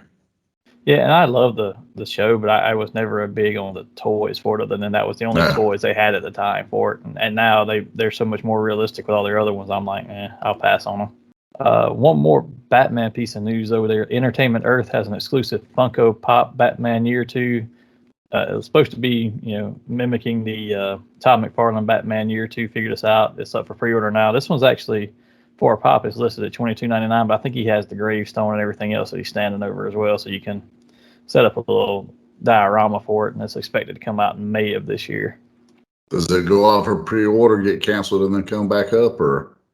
Well, it's liable to, considering it's, Batman Year 2. Follow the trend. Follow the trend. And then the last bit of news I think we got is Star Trek, which is, stuff that doesn't come up very often, and we really haven't seen too many Star Trek figures in the last few years, but they're returning to Playmate Toys, who ran the line for all of the 1990s, really. and did a ton of the stuff from the original series through new Next Generation up to Voyager and all these. And they actually did the first reboot movie toys with the ones with Chris Pine in them, but they haven't done any since that first reboot, which is, I don't know how old that is now, 8 years, 7, 8 years old probably.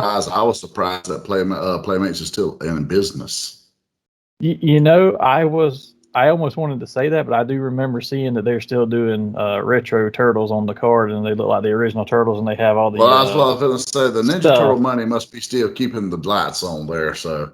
Yeah, because they still put out those retros of those, but I haven't bought any of them, but they look really good. No, that was a slippery slope. I knew if I started, I would have to Pokemon them and catch them all, and I wasn't going to go down that hole again. Same here. I was trying to avoid getting into anything else. Just like these Star Trek ones, I think they look these actually look a lot better for what Playmates does. But again, I'm not going to go down another rabbit hole. But they're new 5-inch line. They're 1/14 scale instead of 1/12, so they're a little bit smaller. But they are very articulate for 5-inch figures. 14 points of articulation. They announced the first few. They haven't said when they're going up for order or anything yet. But you've got Star Trek 2: Wrath of Khan figures that are going to be, these will be packaged in the retro style packaging. It'll look just like the packaging they had in the 90s, but it's Kirk, Spock, and Khan from that movie. From the Next Generation, they've got a Lieutenant Commander Data, Riker, and Captain Picard. And then from the new modern ones, which are going to have Star Trek Universe packaging, because that's the new moniker they're going under, you've got Discovery figures of Saru and Captain Burnham. I think they're also doing they're also going to be doing some role play toys as well as a ship. They're doing a 21-inch Enterprise from the original series. It's supposed to have lights, sounds, everything else. I don't think that's going to be big enough to put your 5-inch figures in, but it's still going to be a nice piece. And then they're doing the first role play thing they're doing is a original series phaser. And both of these are going to be in the retro packaging from the 90s look. Looks like they're going to probably hit stores around July at this point, with more coming out in 2023, along probably with a new movie. But right now they're kind of spacing them out and biding their time, it looks like. Question is this actually retro packaging from the 90s? And do they use the mold from the 90s that they used? Do they just completely just say, pump the line back up, guys? Other than the figures, it might be because the role play in the ship looks very similar to the old one. But again, how much can you change those? They've got to look pretty much the same way. But the figures actually looked a lot better, because I do have a couple of the old Star Trek figures of favorite characters like the Forge and Riker and stuff. And it's 5 point of articulation, and they stand there while they're waiting on the school bus, and their arms are by their side. The problem with Playmates. They did not do a great deal of detail. Their figures never looked. They always had this weird look to them. Other than the Ninja Turtles, they did a great job of that. But let's be honest, the only line they did great with. And you had a lot of licenses there to do a lot of stuff because it's a mutant anthropomorphic animal. You can make that look a lot of ways and get by. Yes. But while we're on Star Trek, we can move straight into our movie and TV news, because we do have a lot of announcements from Star Trek universe. Looks like they got a lot of stuff on their plate coming up. Discovery has been renewed for a 5th season. Picard Season 2 got a premiere date of Thursday, March 3rd, and they're currently already producing Season 3 of that. So it looks like they did 2 and 3 back-to-back, which is a good show. I enjoy that one. I like Discovery as well. They've got some new shows coming out, too. Strange New Worlds is going to be a new show. They're going to be exploring a side or new planets or a side of their universe they haven't shown before. They've already given that a renewal for Season 2, and the Season 1 hasn't even premiered yet. Season 1 doesn't even come out until May, so they have a lot of faith in that one, apparently. Wow, that's ballsy. Their animated series, they have 2 animated series on Paramount Plus right now. One is Star Trek Prodigy, which is kind of more of a kid-friendly. It's this group of kids on one of their ships that they have found, and they're trying to learn how to be cadets and stuff. It's actually okay. It's not great. But the one I like is their animated series, Lower Decks. It's coming back in summer of this year for a 10-episode 3rd season. That is pretty much, how can I put it? This is pretty much Futurama on a Star Trek ship. Okay, I might get behind that then. In the opening credits, when they pull up to the Borg ship and everybody, all the other Starfleet ships are firing at it, they get fired on it and hits the shield, and his ship just turns around and leaves slowly.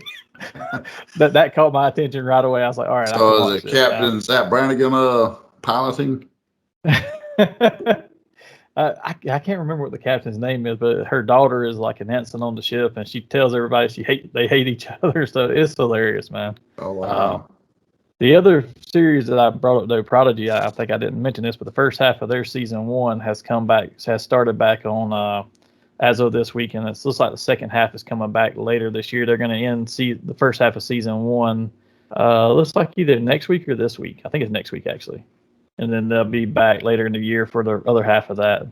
Paramount Plus has some other interesting stuff coming out as well. We got a new trailer and premiere date for their Halo series. We talked about it before on here, but they put an official trailer up, and then it looks like it was during the Bengals and Chiefs game this past Sunday, and I saw it. I actually watched it afterwards. I didn't watch it at the time, but I've got to say it looks well produced and it's got my interest so far. But I was going to have to watch it anyway for the kid.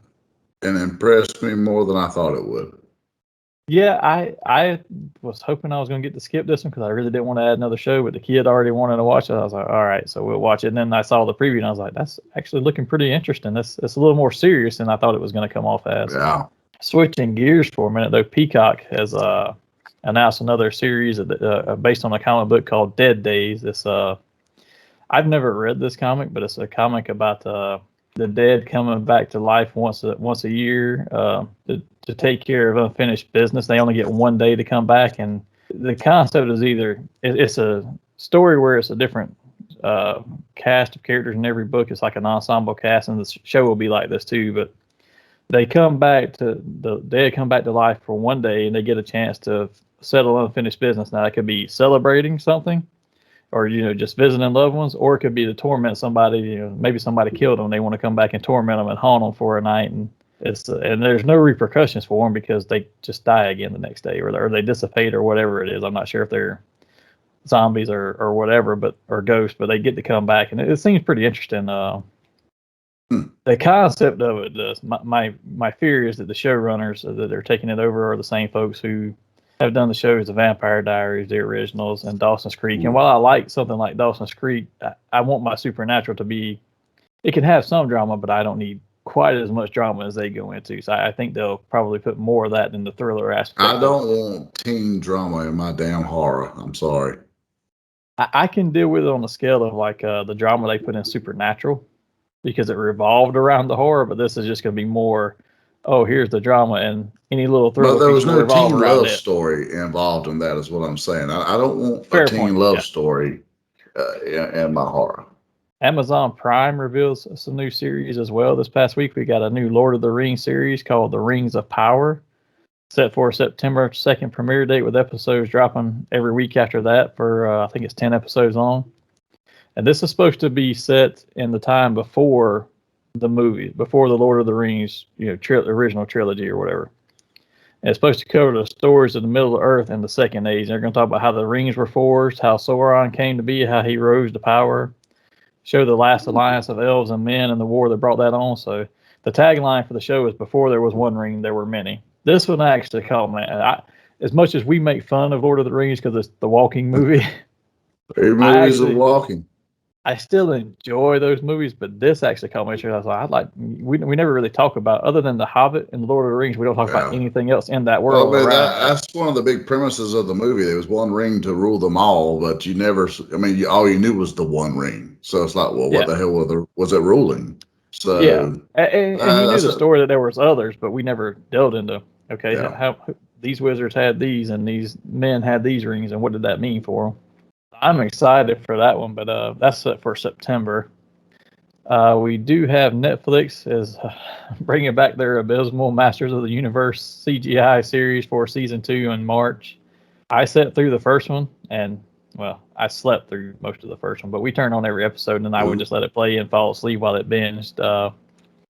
I will probably watch it, but it was horrible. The only screenplay that got at Hassel Cinemas was when you're scrolling through Netflix looking for something to watch, and it'll play a few seconds And there. you stop for a second while you're reading Just the other to titles in see the how line. bad it was. Yeah, pretty much. I was like looking at what else was there and seeing just how terrible that glossed over look was, and I was like, this will not play at Hassel Cinemas. Not today. Not only was the plot bad, the animation was terrible because He-Man. Yeah. This is the first He-Man I've ever seen skip leg day. He got these tiny little legs and this big old. He looks like Strong Guy from X Factor. Oh wow. One of the streaming platforms that I don't have, and I can't really go into another because I've got enough of them as it is. But Apple TV, this is the one that may make me buy Apple TV. Announced a series order for Godzilla and Titans MonsterVerse series. I haven't given it a name yet, but it's going to be set in the same universe as the MonsterVerse movies, all the Godzilla and King Kong movies that they've done recently, and I love those. So this may draw me into having to buy Apple, even though I They're don't gonna have a fuck around and subscription. draw me in because that show that Jason Momoa has looks really great as well, and then Yeah. Will Ferrell has a show that looks good. And it's oh man. Yeah, and the neat thing about this Godzilla and MonsterVerse one is it's actually going to be the same crew and the same producers who do all the movies for those. So, Well, that's good because that group of people seem to really respect the mythology, and I like that. Yeah, and you got to figure if they're going to be involved, how much is it going to tie to their next movie? Is it going to be like MCU? Because that's what they've tried to do that so far anyway. But yeah, are they going to have that tie in directly? So we'll get to see that. That seems very interesting to me. We did get news that the Mortal Kombat 2 sequel has been greenlit, and it's based off it's the sequel to the 2021 Mortal Kombat, so it'll pick up where that one left off. The guy picked up to write the script is the only thing they really announced, and that's Jeremy Slater, and his biggest writing credits to date is he is the head writer for the Moon Knight Disney Plus series. So I guess we'll get a feel before we see his Mortal still Kombat. out on him. Yeah, I guess we'll get a feel for him once we see Moon Knight and decide, okay, if he wrote that, then maybe I can get along with what he's got for Mortal Kombat. We'll see. If he sticks semi-true to what they did with the last one, it'll do well. I mean, that movie was actually well put together for a video game movie. It done a good job. Other than the new character, I wasn't super big on him being the central focus or whatever. But okay, I get it. He's supposed to be a descendant of Scorpion, but you just got enough characters in the Mortal Kombat universe. You don't have to create new ones for the movie. Yeah, and I would have rather seen them focus on Liu Kang. He's always been my favorite. He was the central character to me. So every time they start deviating from that, I'm like, why? We've got a couple of quick reminders for movies coming out in the cinema right now. Uncharted, set to come out in theaters on February 18th, and I saw the last trailer for that's been released. And I've never played those games. The kid loves them, so we'll probably end up watching that. But that's the first thing coming out. And then the second one is coming out in March. We've talked about it already. On March 4th, the Batman comes out. And I cannot believe that they have given this movie a 2-hour and 55-minute runtime. This is going to be a 3-hour movie. That's not going to be a go to the theater for me movie. Not for 3 hours.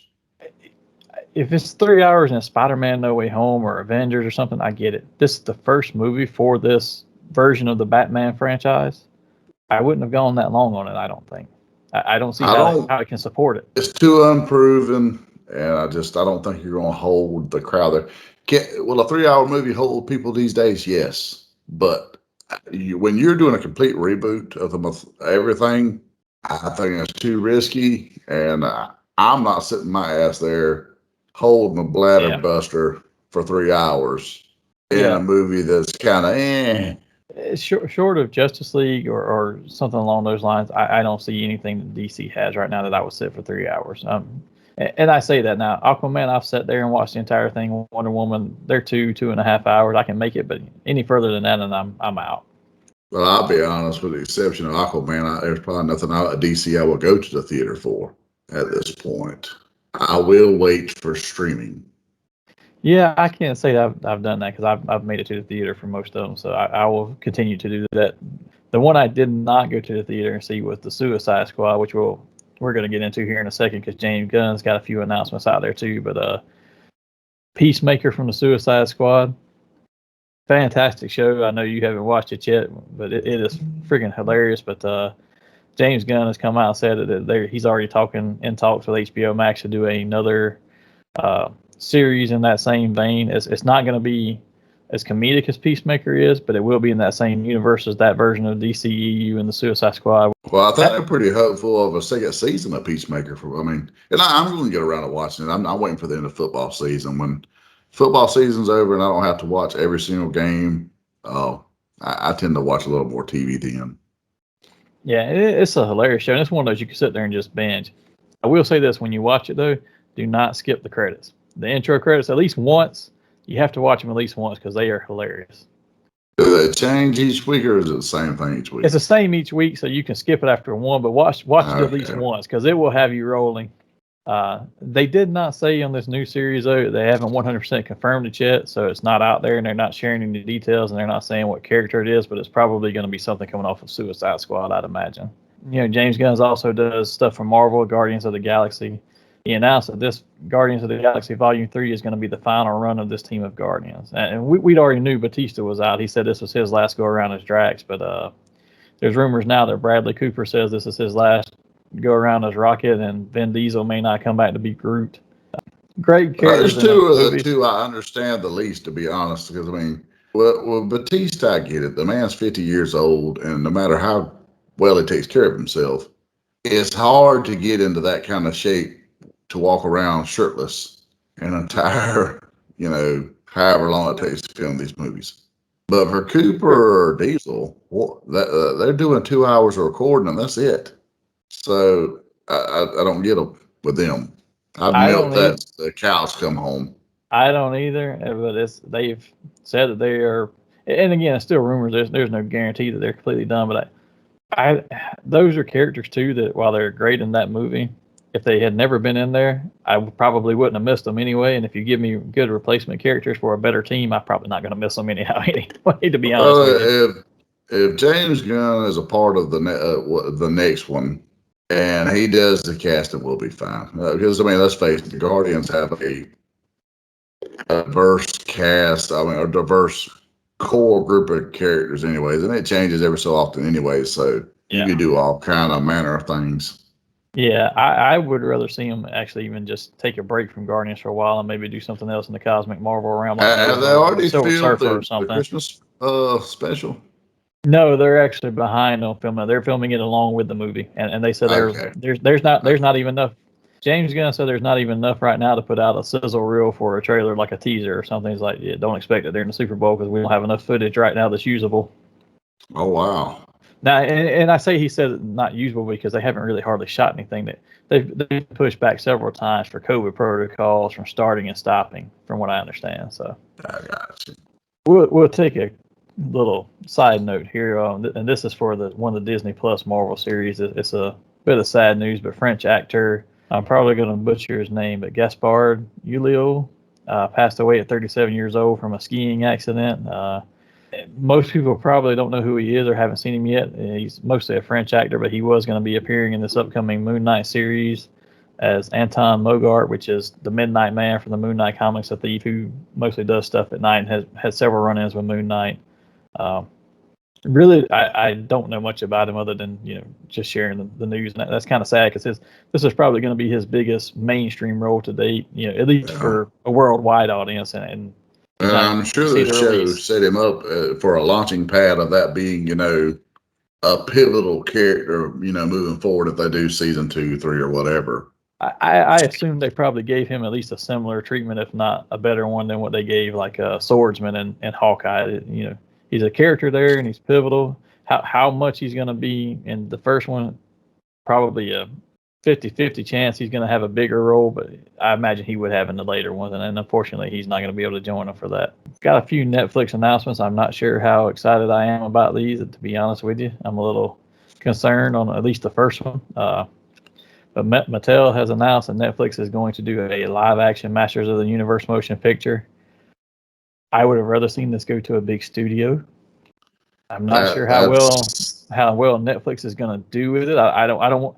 While I like the old one and I love Dolph Lundgren, I don't need a repeat of Dolph Lundgren version 2.0 and He-Man. Well, you know what? I'll be honest. Netflix, they do put money in their productions. And whether it's, the money for a series or a movie, most of their productions they got the money backing. The thing that worries me the most is they've already cast He-Man, and this kid weighs like 175 pounds, maybe. He is unlike, and he's not cast as Prince Adam. He was cast as He-Man. Yeah, So you better be prepared to do some damn CGI there, which is a colossal waste. I mean, like with Hulk, I get it, you have to. He-Man, you don't.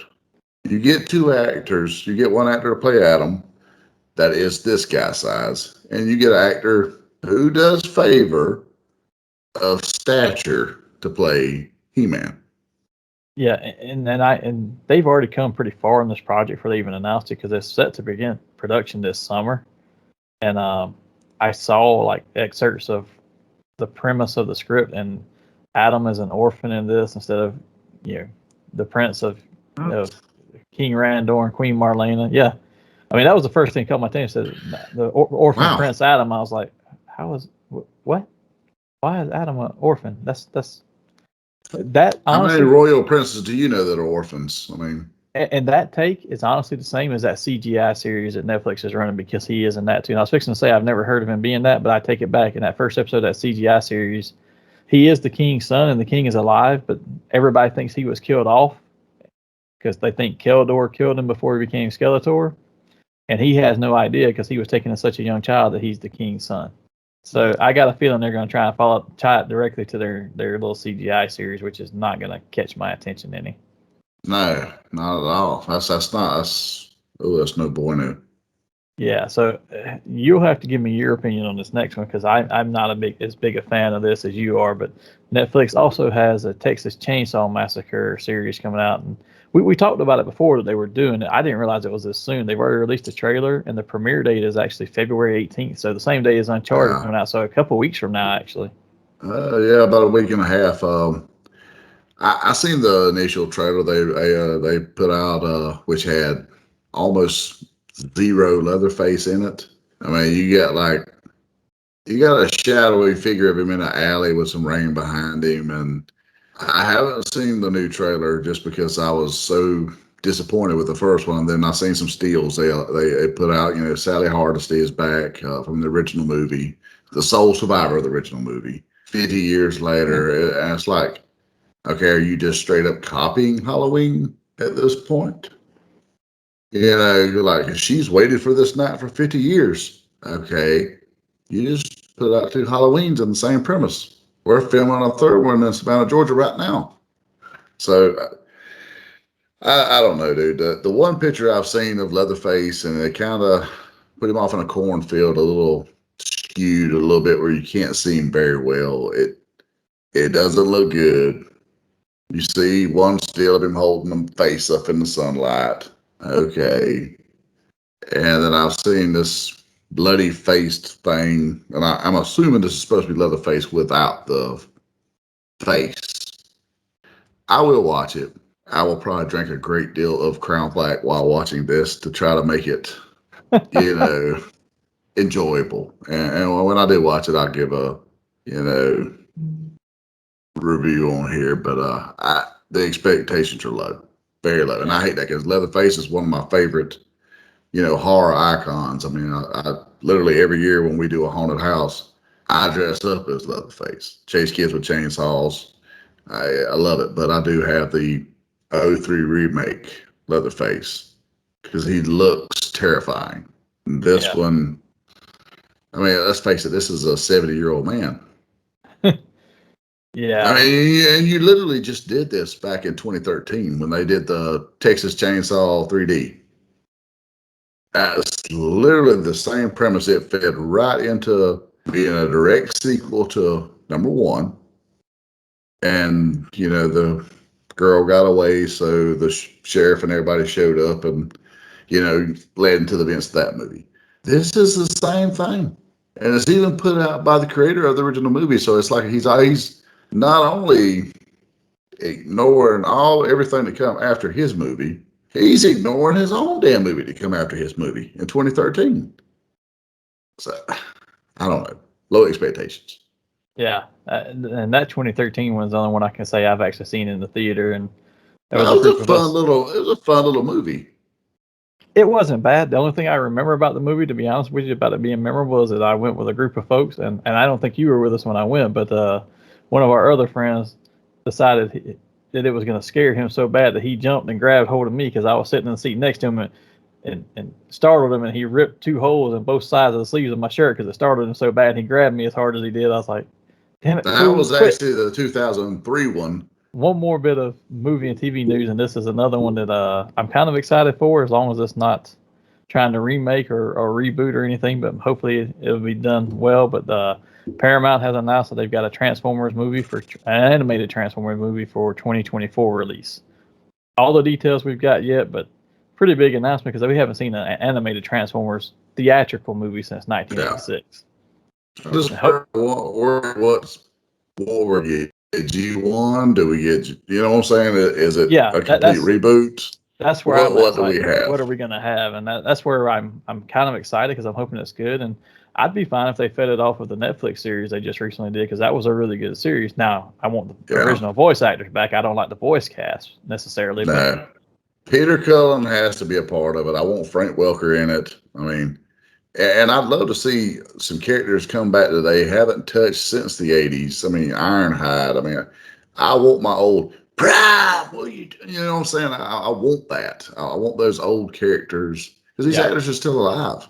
Use them. I mean, yeah, we can't get the original Starscream and various others, but the bulk of them, they're still there. I mean, by God, Frank Welker done what? 6, 7 of them?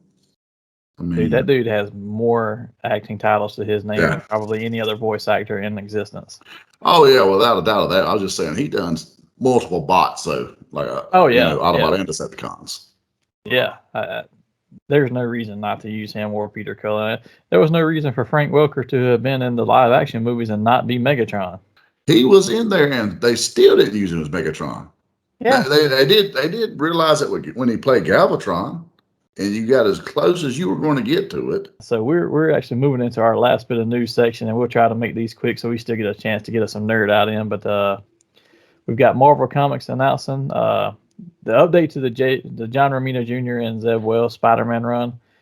We talked about that a little bit a couple of weeks ago, but this is actually going to kick off with the free comic book day issue of Spider-Man versus Venom, or Spider-Man / Venom, I should say. It's not versus, but I'm hoping they explain what it is that Peter has supposedly done that's caused this rift for whatever the storyline is. It's going to be a short story because it's a free comic book day when they're never long, but hopefully it's a good lead into it. Well, is it Eddie brought Venom or is it Eddie's child Dylan? I don't with the Venom symbiote. Yeah, I know Eddie's supposed to be the new Cole of the universe or whatever, but I mean. Yeah, I'm not sure. The only thing that I really caught from that was that it was going to have the start of the Spider-Man storyline, and they didn't really say much about what Venom's doing in it other than he was on there.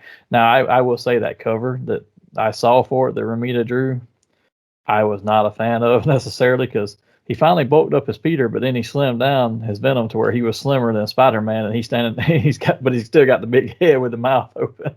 Venom looked very anorexic, like he had been on hard times. While we're on Marvel, we've got some other new series coming this year. There's 2 new Captain America series coming out. So spinning out of the Captain America Legacy issues, which I honestly didn't pick up. I just had no connection to them to want to read them. But we've got Captain America issue 0 coming out in April, and it's going to have the premise of this book is that Sam Wilson and Steve Rogers are both trying to stop this rocket or whatever that Arnim Zolas fired off. And while they're hanging on the side of the rocket, they're having a conversation about what it means to be their version of Captain America in today's world. And coming out of that, you're actually going to have 2 series. First one starts in May. It's Captain America Symbol of Truth. It's going to be Sam Wilson as Captain America and what it means for him to be a black Captain America in today's America. And then in June, you get Captain America Sentinel of Liberty, which is going to follow Steve Rogers, and he's got to, kind of play his part of what's it mean to be a patriot and fight for the core of what's good in modern day America. Because both of these things are very politically polarizing in today's world, right? Well, Sam hasn't been Captain America in quite a while, has he? No, so I don't know when he's going back into the suit, other than when maybe it happened in those Captain America Legacy issues, because everybody who's been Captain America in a flashback. From what I understand, it's going to be new, and I've seen him in his suit again. He's in his suit, but he's got a new shield now. He's got like a blue and silver shield versus Cap's red and white and blue. Okay. So they're both going to be. I don't think you America, need two Captain Americas, honestly, but I mean, I like Sam and I liked him in the Cap role.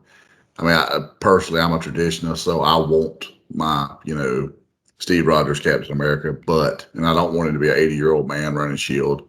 Yeah. I want my traditional big three because with Avengers, I'm sorry, you just need Steve Rogers, Thor, Tony Stark, not Iron Man and somebody else in a damn suit, not Jane Foster, and not Sam Wilson. I'm sorry. I'm fine with being on the team, but I prefer those other versions as well. Yeah, and if these are written well, then they fit today's time. Like I said, both these issues are polarizing. What's it mean to be a patriot in America today? What's it mean to be a black individual in America today? So those will be interesting. I am not necessarily a fan of having two different versions of Captain America out there at the same time. I prefer the Steve Rogers one, and that's nothing against Sam Wilson being him. I would probably wouldn't feel as strongly about it if I didn't think the only reason they're doing Sam as a Captain America is because they're working on Captain America 4 with him as Captain America. I think they're just trying to edge every bit of money they can out of that. Build a little more momentum into that right there. Yeah, and I feel like that's the only reason they're doing it. If they were doing it outside of that, I probably wouldn't be as bothered by it.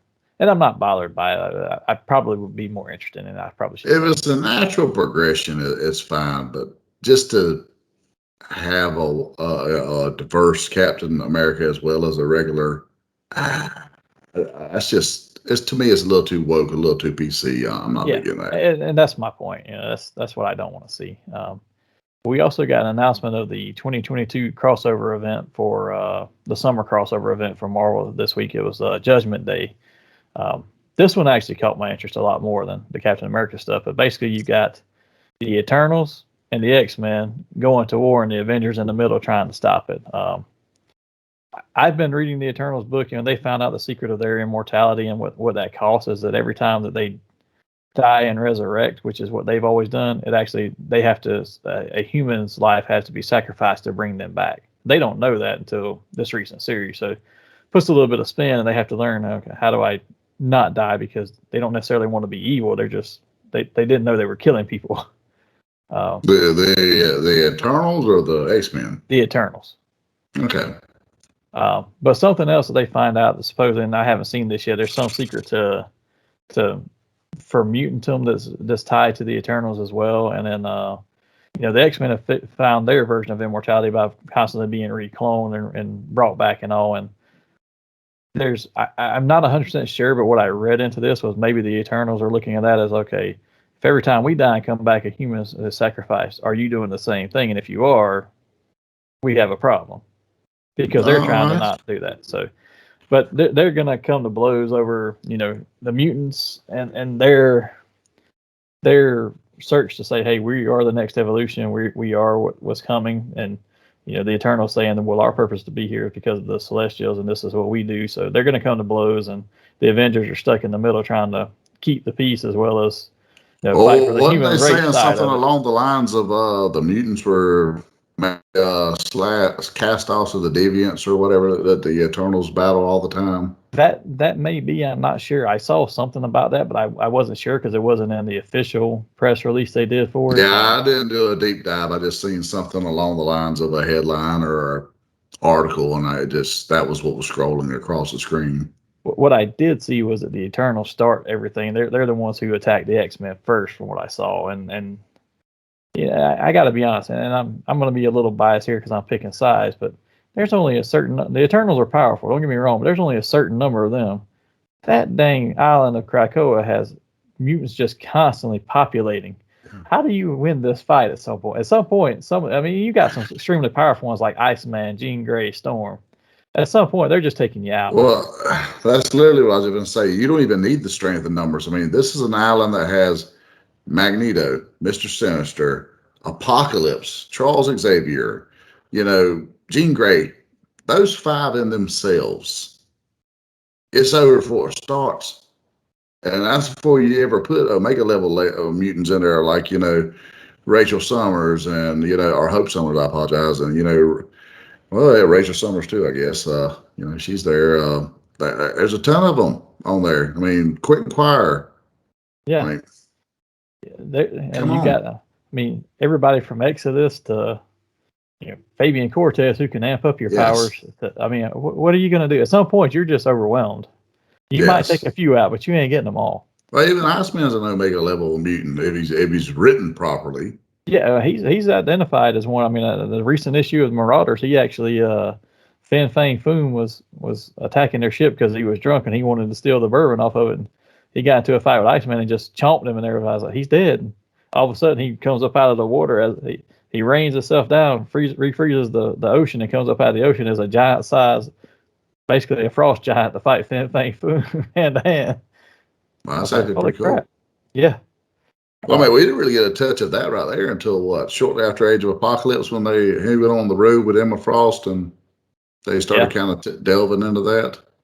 They touched on it a lot during the Onslaught, like where he lowered the temperature in the room until he could figure out how many people were actually in the room, and he could count where Onslaught was and figure out who he was and where he was because the difference in temperatures. I was like, that's something he's never done before, but pretty cool. Yeah, I don't see the Eternals winning this fight, but I do want to read. That actually looked pretty good to me. I'll probably pick that one up and read it. But switching gears, we've got some DC storylines coming out. To celebrate the 30th anniversary of the death of Superman, this April we're going to see the death of the Justice League in issue 75. We talked about this the other day. We were basically going back to the 90s saying, let's get rid of all of our main characters and put them somebody else in their place. This is the reason we talked about Lex Luthor taking over as Batman. Well, this is why, because Batman's going to be gone. But you're not even replacing them with cool people. No. Like, at least in the 90s, we got Azrael Batman, who didn't get the run he should have got. We got Cyborg Superman, and even some of the other, Reign of Superman. Eradicator was pretty cool. Yeah. You were replaced with cool characters. What are you replacing them with now? I don't get it. I don't get redoing this storyline and killing these, because they're not going to stay dead. They're bringing these characters back. Now, what they said is they're going to kill the core league and several, and a few others that are a little bit close to the core, but not necessarily the main seven.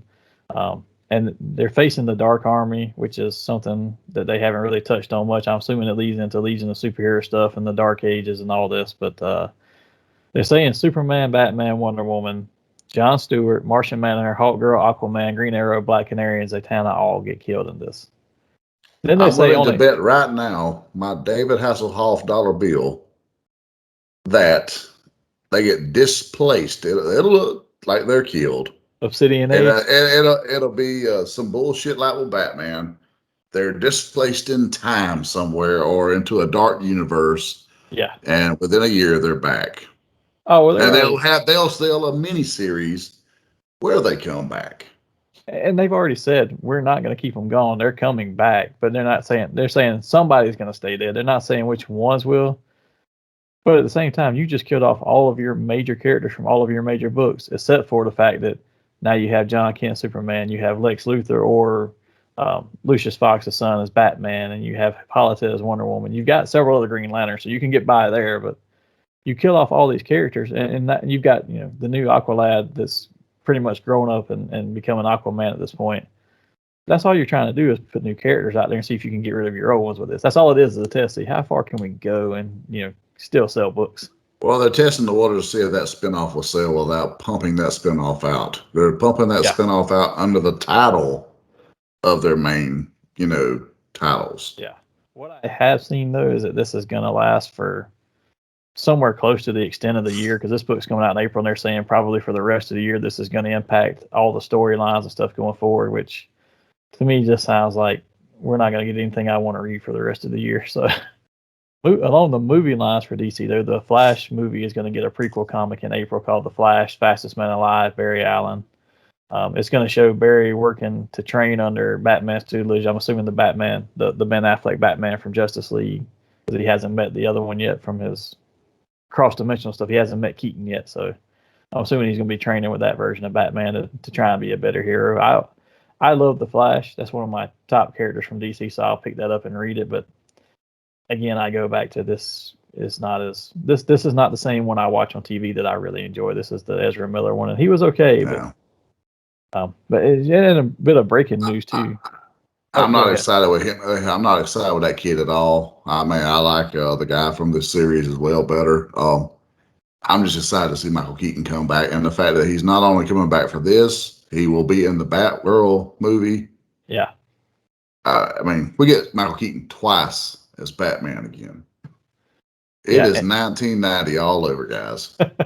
And I didn't put this in our news, but there was a bit of breaking news that came out right before we started recording yesterday, and before we had our incident with the internet. We couldn't finish and had to put it off for a few hours. But Grant Gustin, who plays the Flash on the CW TV series, has re-signed for season 9 because they didn't have him locked down past this season. He re-signed, and he only re-signed for one season. But they're paying him like $200,000 an episode. Wow, that's big money for CW. Yeah, and they want him back for more than that, but right now he's only signed on for one more, just because I guess after 8, 9, 10 years you might get tired of doing the same thing if you're an actor and maybe move on. I don't think I would, but that's me. No, I would. Like I said, I would be just like I was talking earlier. I would ride that until the cows come home, baby. Yeah. I mean that milk would be dry when I would quit. I mean, speaking of which, I hate to delve off because I know we've got just so much in this episode, but did they ever say anything about that Smallville? They announced that Tom Welling and Rosenberg was coming back for a Smallville project, animated supposedly. Nothing else has been said. I haven't seen anything else about it yet, but this will probably come up when we have some news for next week because I've already been looking ahead at a couple of things. But I think there was a lot of stuff that's now been pushed back as far as announcements and all because of Toy Fair being canceled and a lot of stuff. Toy Fair is mostly about toys, but we also get some movie and you stuff. Get a lot of entertainment out of it. So a lot of that stuff now has been pushed out. As a matter of fact, I'll go ahead and mention this, but we always talk about the reveals and stuff they do there, and Hasbro was going to. We talked about it earlier on this one actually. Hasbro was going to reveal some stuff and then have that X-Men Wave up for sale. Now they're trying to push fan first weekly episodes to start doing announcements because they're not having not having Toy Fair. So now they've got this Friday. You've got a Transformers fan first Friday. Next Wednesday you've got a Star Wars one, and they're already saying Marvel Legends is coming shortly after it. Yeah, it'd probably give them more time to be able to guarantee they could probably meet some quotas and releases on these things that they would have pushed and put out there sooner than they should have at Toy Fair. Yeah, they probably would have done as reveals at Toy Fair and said stay tuned for more details. And now they're going to probably do it a little bit closer to the vest, but they're going to have these constantly now. But one last bit of news we have before we make it to our Nerd Out segment is we do have one more comic news item. IDW has confirmed now.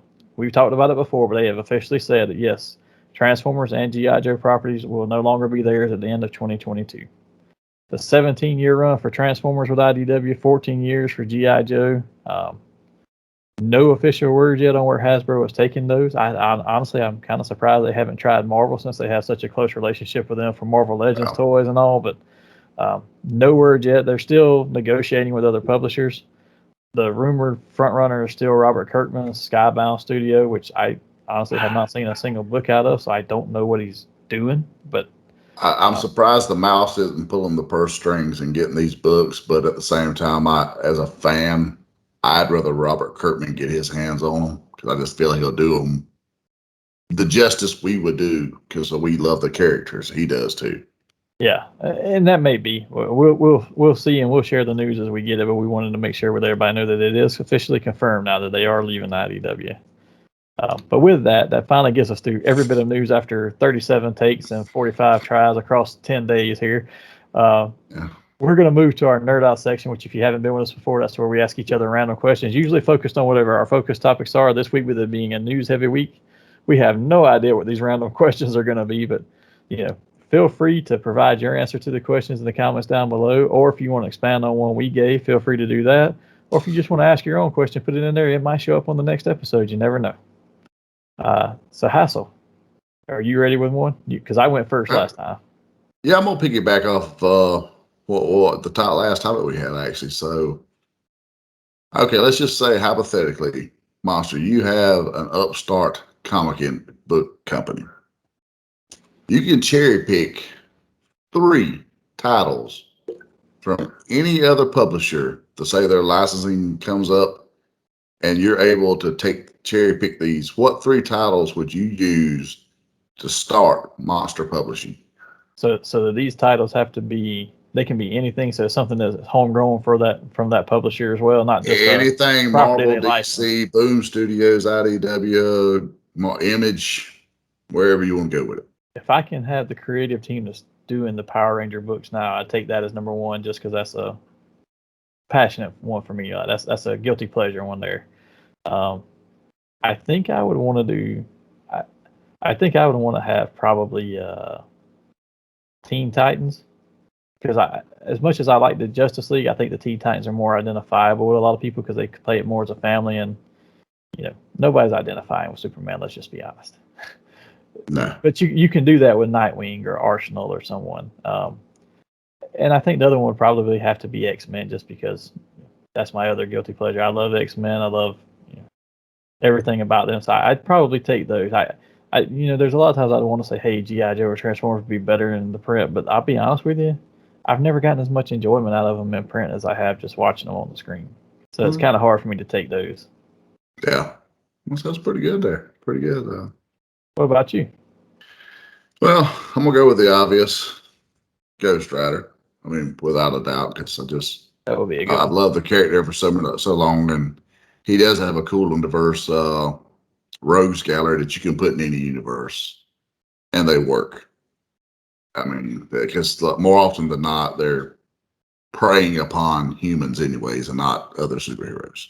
And to be fair, you don't have to have the rest of the Marvel universe around Ghost Rider, No, right? he doesn't battles have to Satan. interact. That's the one or downside demons, yeah. That would be the one downside to me taking Teen Titans, is you can't really have Teen Titans if you don't have the legacy characters. So Well, X-Men could be in their own little universe. They kind of treat it that way anyhow most of the time. I'm assuming you just play off their legacy like they're transported to a boom, kind of like a little different than Heroes Reborn. But my second would have to be Spider-Man. There's just so much you can do with Peter Parker and his Rose Gallery. I'll put it up there with any other next to Batman. And if it were not for me getting Spider-Man, Batman would be my third choice, because he has such a cool Rogues Gallery as well. Yeah. It's a no-brainer book to write. And when people screw the pooch with Batman, I don't know how you do it. But they do, unfortunately. But my third pick would, I would say Superman, because there's a lot you can do with that well, and he does not have to be inside the DC, dome to work. Yeah, if you can find a good writer for Superman, then you can do him very well. But he can do just as fine on a planet with him being the only hero and a slap chock full of villains, from aliens to, and because that would be another easy place if you got him. You got so many villains, from alien, mutant, biological, techno, whatever. And I would like to see a team up with the 3 of them guys. That would be, because it would be shared universe. So my question this week is, I'm going to go back to our hot topic, which was the price increases. So my question is, at what point do you look at the collectibles you currently get and you say, nope, that's my breaking point. I'm done with it. I got to end my collecting of this particular thing here. Or do you have a point where you would say that? Ooh, that's a toughie, because I spent way too much on some things. I do the same, but I do have some points. But I will say Super 7 can't go much higher on their figures, individual figures, before I have to draw a line in the sand. Like Marvel Legends has a little bit of play, not a whole lot more, because if Marvel Legends start getting towards, when they start nearing that $26 to $28 range, I'm gonna probably have to draw a line in the sand, because like you could get a NECA figure for that price, and they're, I don't know, they're just done better. But yeah, Super 7, they're getting there, Because when you're $50 to sometimes $56 a figure, you're starting to get up there. Yeah. That's Because you're not getting so much more with them that you're not getting with the Marvel Legends. That's $4 now, and even that being high. I mean, aside from packaging, the contents you get with a Marvel Legend, you get a figure, Super 7 a figure. You get a handful of heads, hands, whatever. Well, you do that with the Legends too. Maybe not as many. Yeah. But I mean, okay, if a Marvel Legends is say $22 to $24 with this close to amount of stuff, is this extra stuff really worth more than $30? That's fair. Yeah, and I've never looked at it quite like that because for me, I don't mind spending a little bit more on like the Super 7 ones because they do give you some more accessories. Now, it's not, like you said, it's not a great amount, but it is some. And they're a little bit bigger because they're 7 inches versus 6, but it's the premium finish and stuff that they give to them that I can make myself say, okay, I will get that just for this certain property. Now, I don't get everything. Like when I looked at it for Power Rangers, I'm like, these don't look any better than the Lightning Collection at $24 versus $55. But now, like your Thundercats, Silverhawks, that's the only way I'm getting them. Or that's the only reason they've accurate, I'll done. go for it. Yeah, that's the only reason they've done any business with me is they have properties that no one else has. Yeah. Like when it came to the Power Rangers, as much as I wanted to get that Green Ranger, because I get every Green Ranger that drops pretty much, I didn't. I was like, no, it's too cartoony looking. I can't justify going away when I got the Hasbro Lightning Collection that looks so much better. Yeah, and now however, with those Thundercats, nobody else is doing them. Silverhawks, no one else is doing them, and they're doing a great job with those figures, other than getting them out to us. Yeah, and I'll say that like I looked at the GI Joe ones, and I did buy a couple of GI Joes that are absolute favorite characters. Duke, Flint. You know, if they do a shipwreck or somebody like that, I will buy those just because they look so accurate to what I watched on the screen. But I'm not buying all those and stuff, and the price is different. But for me, you know, if I look at a 6-inch figure that's a basic figure, like a regular Marvel Legends or Star Wars Black Series, not a deluxe one that comes with, hey, there's a vehicle in the pack or a jetpack in there with it. Yeah, those are going to be more expensive. Or you buy the deluxe one with like the Apocalypse where you use a bigger figure altogether and stuff. I get that. I can go up to $35-$40 on that. But a regular size one, or in a standard package, if you get more than $30 on those, I don't know how much longer I can continue to buy those, other than absolute favorites that I just can't live without. And I love some of the stuff like the Mafex and the way they look, but I can't force myself to pay. They're high-end premium, but I can't force myself to pay that price. I'm very limited with what I go in for them. I've got a John Wick, and he did come with a dog, so hey, don't kill his fucking dog. And I did pre-order the Cyborg Superman and the Azrael Batman because those were just two of my favorites from the 90s. And they have the wire capes. So, I mean, I'm like really sold on that. They look great. Yeah. Yeah. I spend, and again, I can't go in for those at the 6-inch scale just because if I'm spending $100 to $114, I'm buying like a masterpiece transformer, which, yes, that's expensive, but I'm paying for engineering, die-cast metal in them, the scale of them. There's a different level. To me, that it depends on the figure itself, because I've seen the Spider-Man they do, and like the Carnage that they do, they look wonderful. But I can't justify spending $100 on those when Hasbro done just as great a job with their Legends. Because the Ben Reilly Spider-Man that comes with the Spider Carnage alternate head and hands is a great figure. That first Carnage that they put out, a couple years ago, it's a great figure. It's very Mark Bagley art. It's true to the 90s look.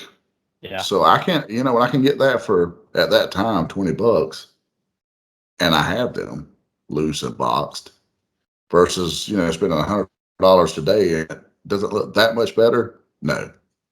Yeah. And it's a decision at some point, but, and it's a cost of living, right, too. So, let's be fair about it. $30 in 10 years from now is not the same as $30 now, because it doesn't mean as much. It's just like when we were kids, it didn't mean as much. But we have a generational gap where I look at it and I'm like, I can't do that.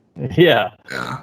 So there'll be it'll be interesting to see how it progresses over the next few years. But with that, I think we've got most everything finally covered now after, like I said, 35 takes across 10 different days here.